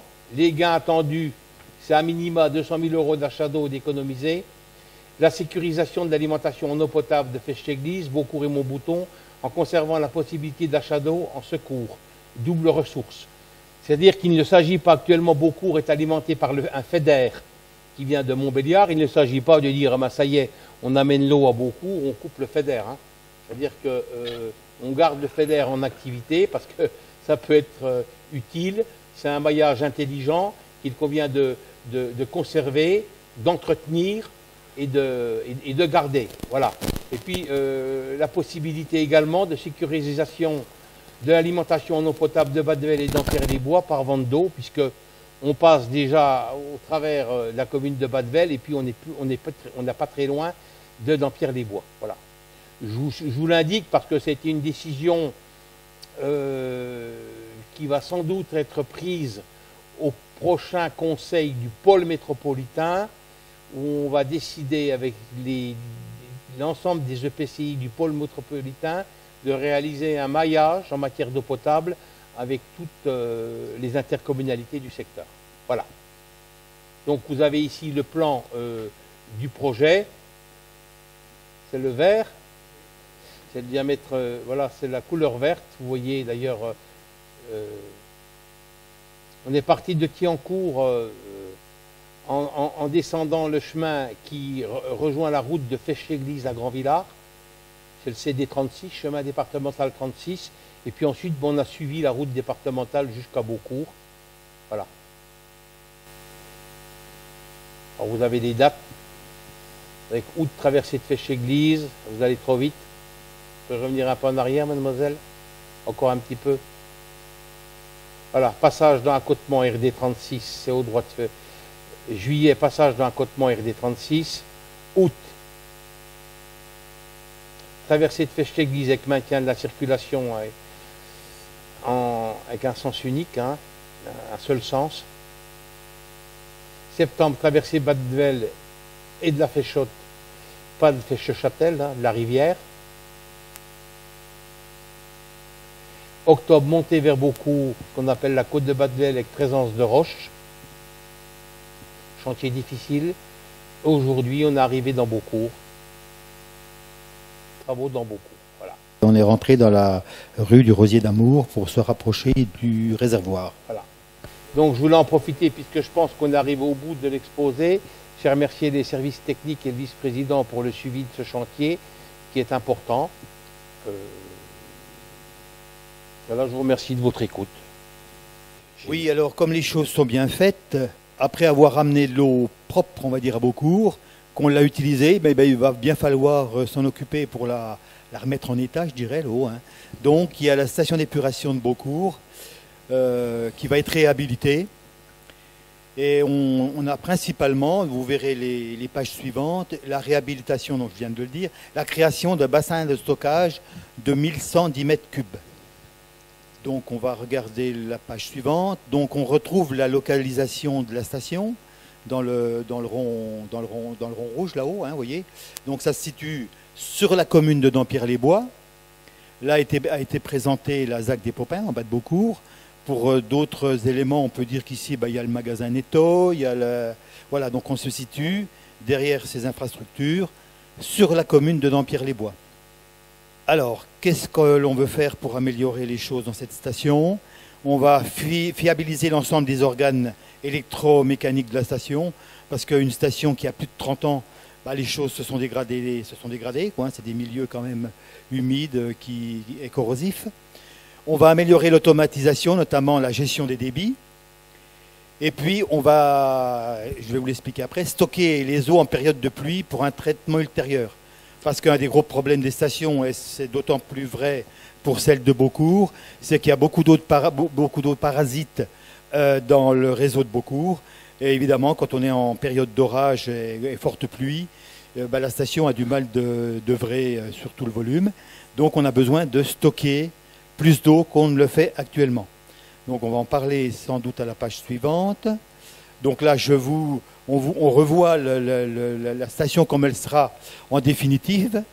Donc là, on a certaines choses qui vont demeurer. Par exemple, le bassin d'entrée des eaux actuellement, les différents bassins de traitement. Et puis, on voit deux nouveaux bâtiments que je vais vous expliquer après, qui sont nouveaux, là et là. Eh bien, on y est, voilà, hein, donc c'est très bien. Je repars du petit réservoir d'arrivée d'eau, 360 mètres cubes. On va en pré-traitement, on va dans le bassin d'aération, on récupère les boues que l'on vient stocker dans un grand bâtiment de stockage. Et avant de le stocker, on mélange les boues avec de la chaux, voilà. Et après ça, l'eau donc ressort dans un clarificateur, on va voir quelques images après, et on ressort dans le ruisseau qui vient descendre sur Dampierre-les-Bois et terminer sa course à Fèche-le-Châtel. Alors, ça c'est l'emprise actuelle de la station. Il se trouve aussi qu'il y a la piste cyclable qui passe là, qui descend sur Dampierre.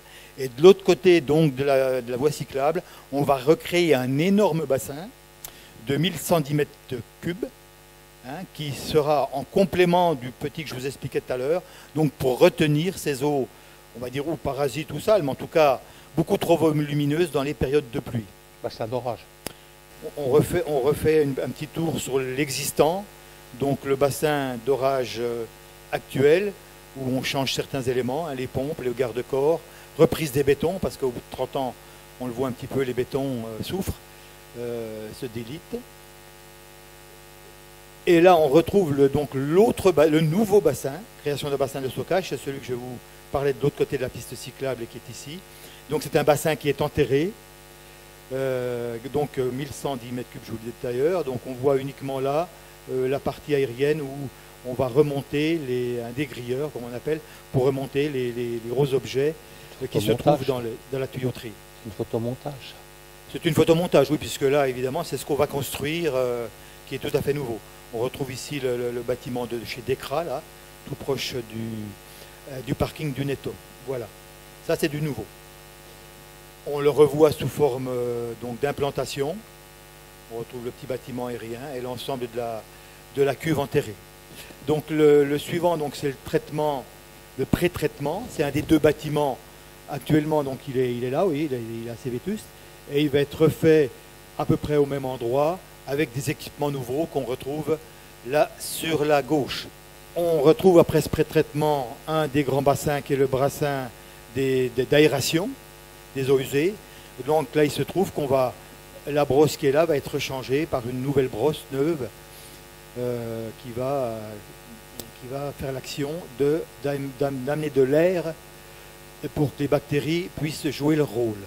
Là, c'est le dernier bassin, après le traitement des boues, où on va rechanger aussi le ponton tournant, le pont tournant du clarificateur. Donc c'est le bassin de clarification des eaux. Voilà, donc tout ça va être rénové aussi. Alors, donc, je vous ai parlé tout à l'heure d'un premier bâtiment qui était derrière, on le voit là. Là, c'est le deuxième bâtiment où on va donc récupérer les boues, les compacter. C'est la partie basse du bâtiment. Et une fois compactées par des vis qu'on va voir après, je crois, et qui vont être emmenées dans le grand bâtiment de stockage des boues, mélangé avec de la chaux. Ce grand bâtiment existe. Il est en très bon état, donc c'est un des seuls bâtiments, je dirais, un des seuls équipements où on fera pratiquement rien.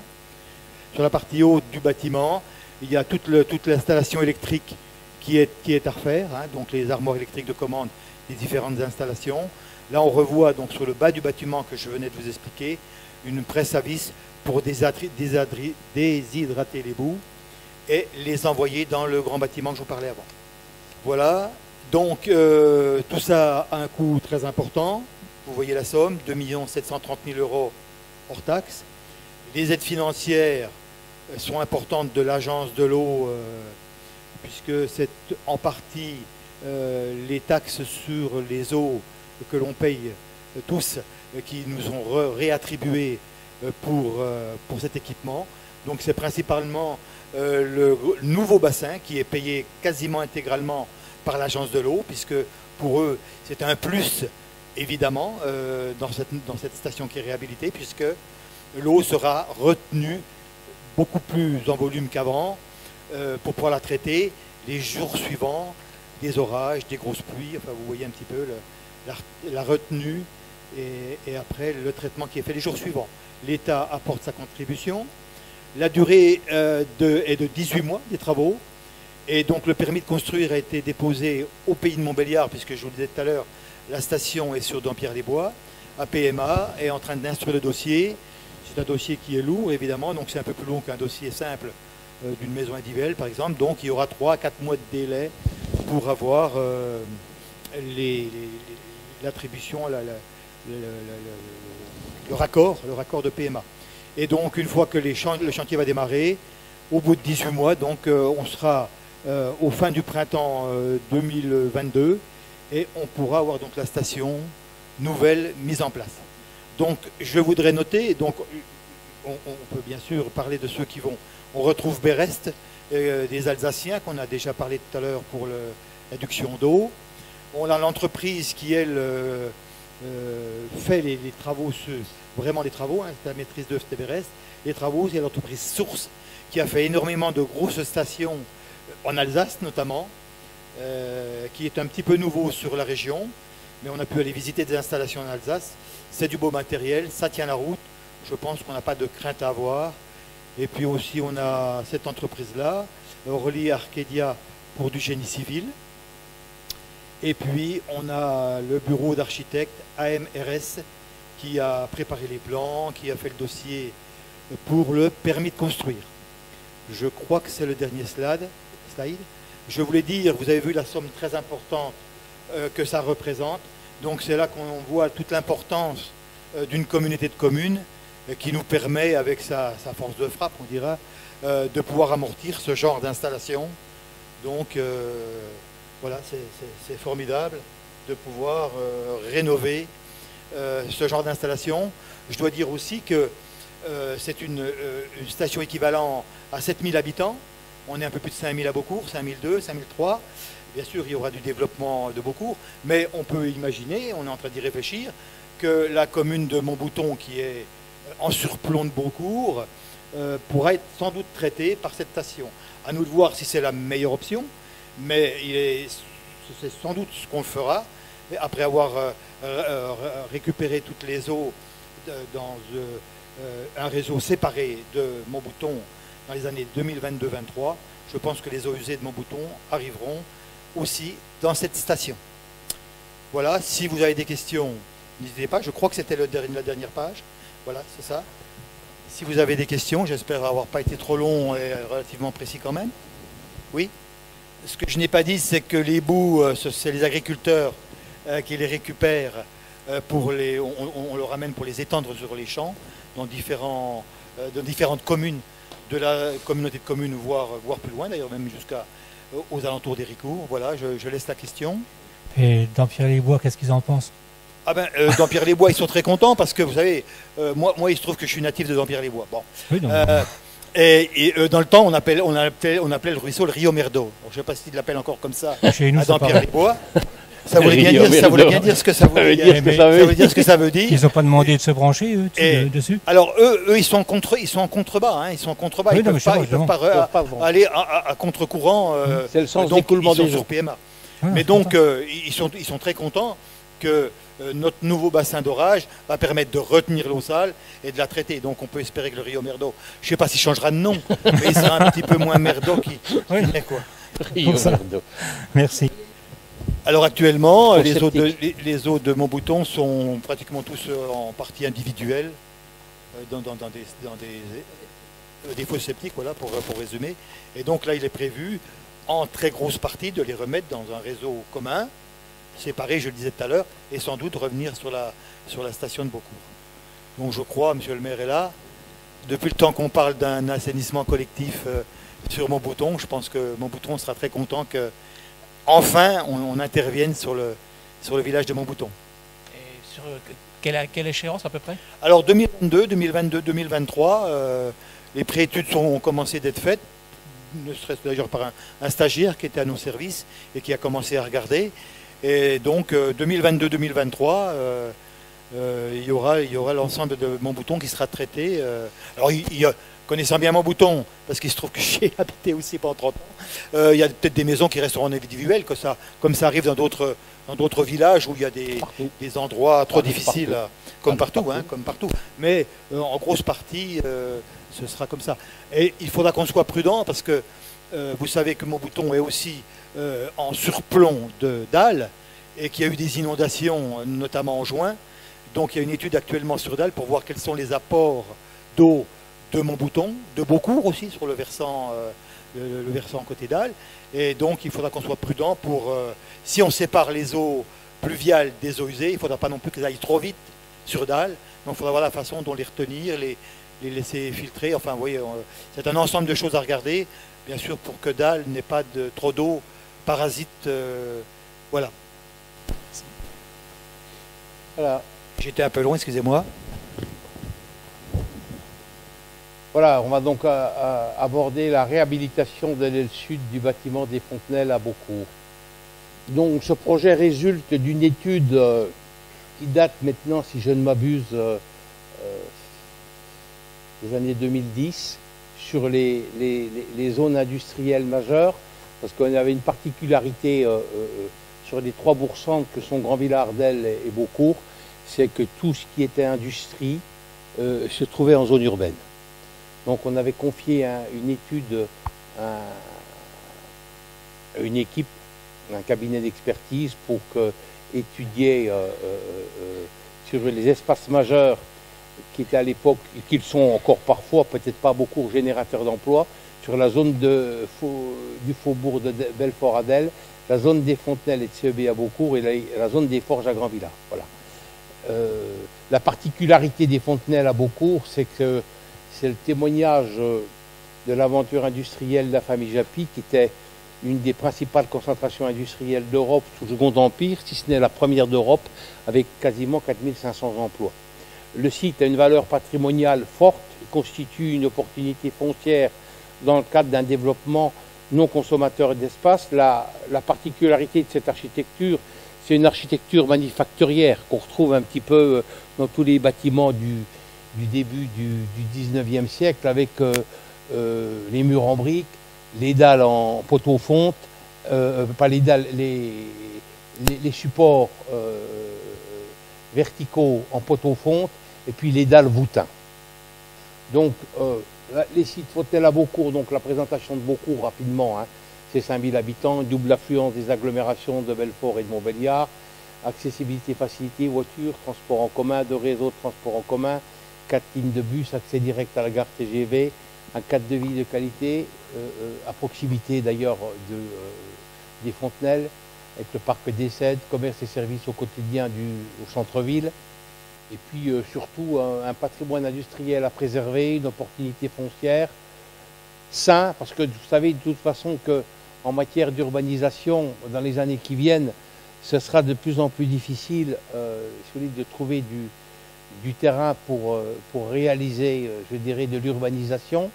Encore plus à Beaucourt, qui est en termes de superficie est une petite commune, qui fait, si je ne m'abuse, 490 hectares.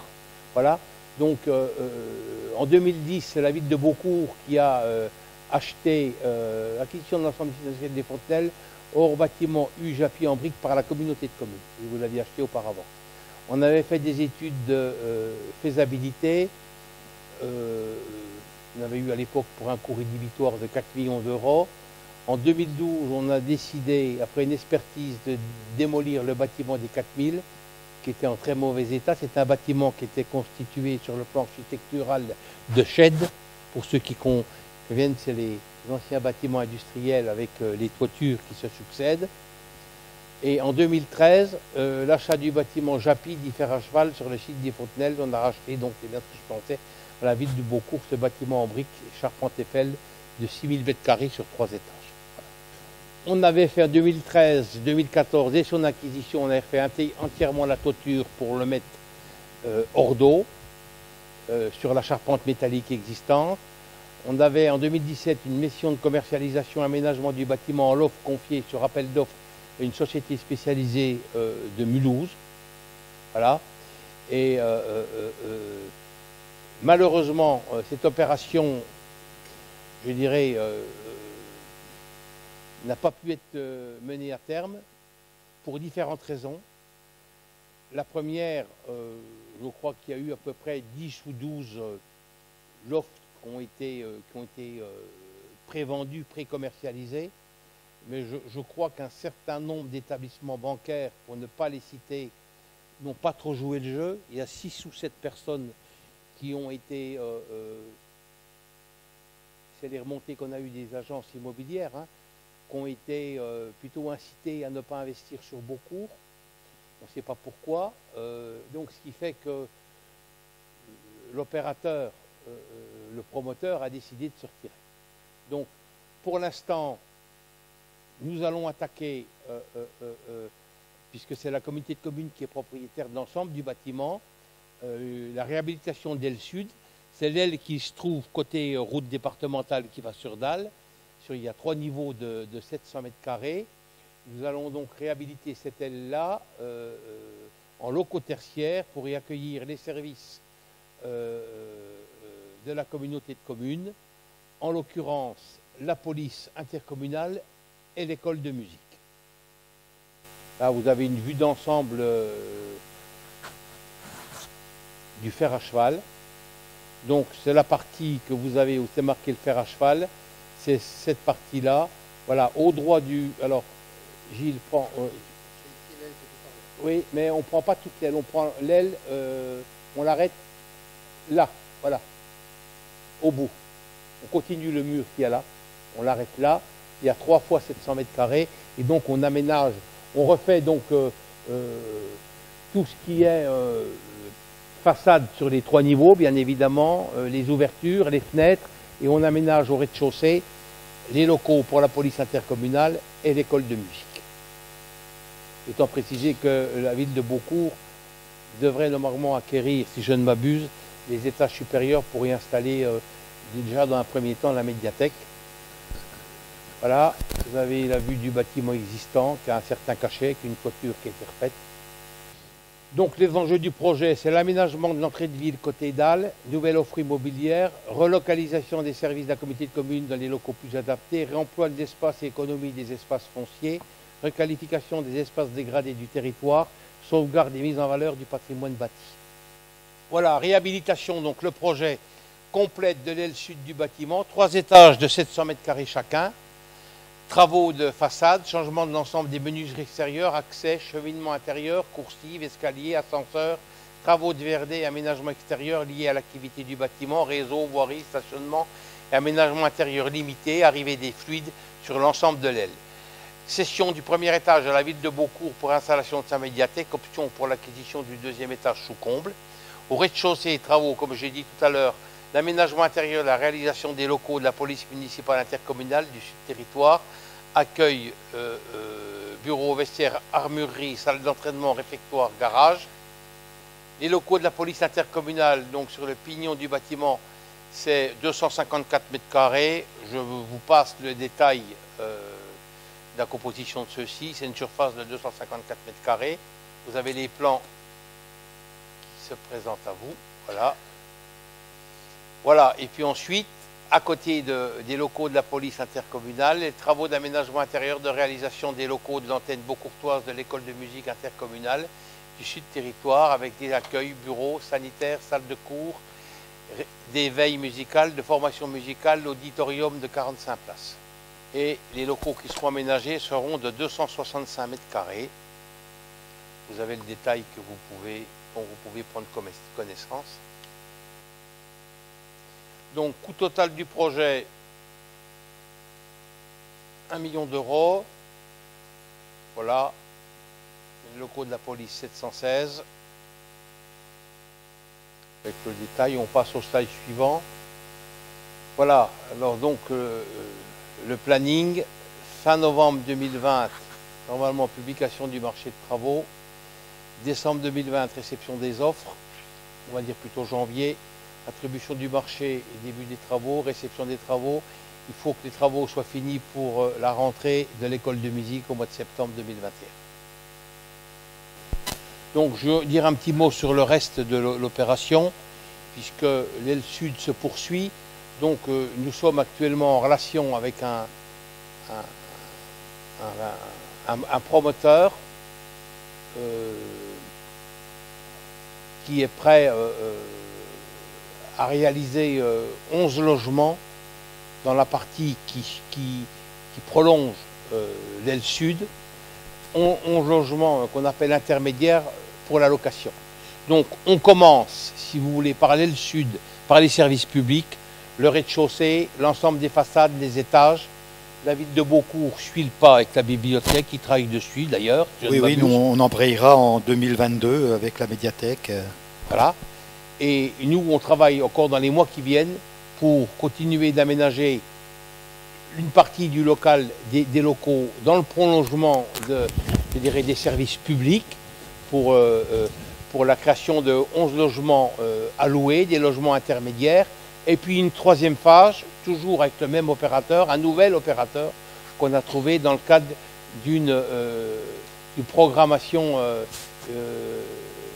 d'un programme immobilier d'accession à la propriété sur le reste du bâtiment et sur l'arrière. Donc 3 phases, équipement public, 11 logements de location, puis on reprend la partie en accession à la propriété sur l'arrière. Alors, ça fait quelques années qu'on y travaille, c'est pas forcément des choses faciles, mais je crois que si c'était si facile, ça fait longtemps que ce serait réalisé. C'est pas un dossier simple, hein, mais je crois que le jeu en vaut la chandelle, ne serait-ce que pour la qualité architecturale du bâtiment, de son histoire. Et puis surtout, c'est que c'est un bâtiment qui est très sain en matière de génie civil. Hein. La charpente, c'est une charpente Eiffel qui est en très bon état. Les dalles, c'est du solide. Les murs, c'est des murs qui font 80 d'épaisseur. Donc il y a moyen de faire quelque chose je dirais, de correct et de qualité. Et on va continuer, on ne va pas baisser les bras. On va amener ce projet à terme. Voilà.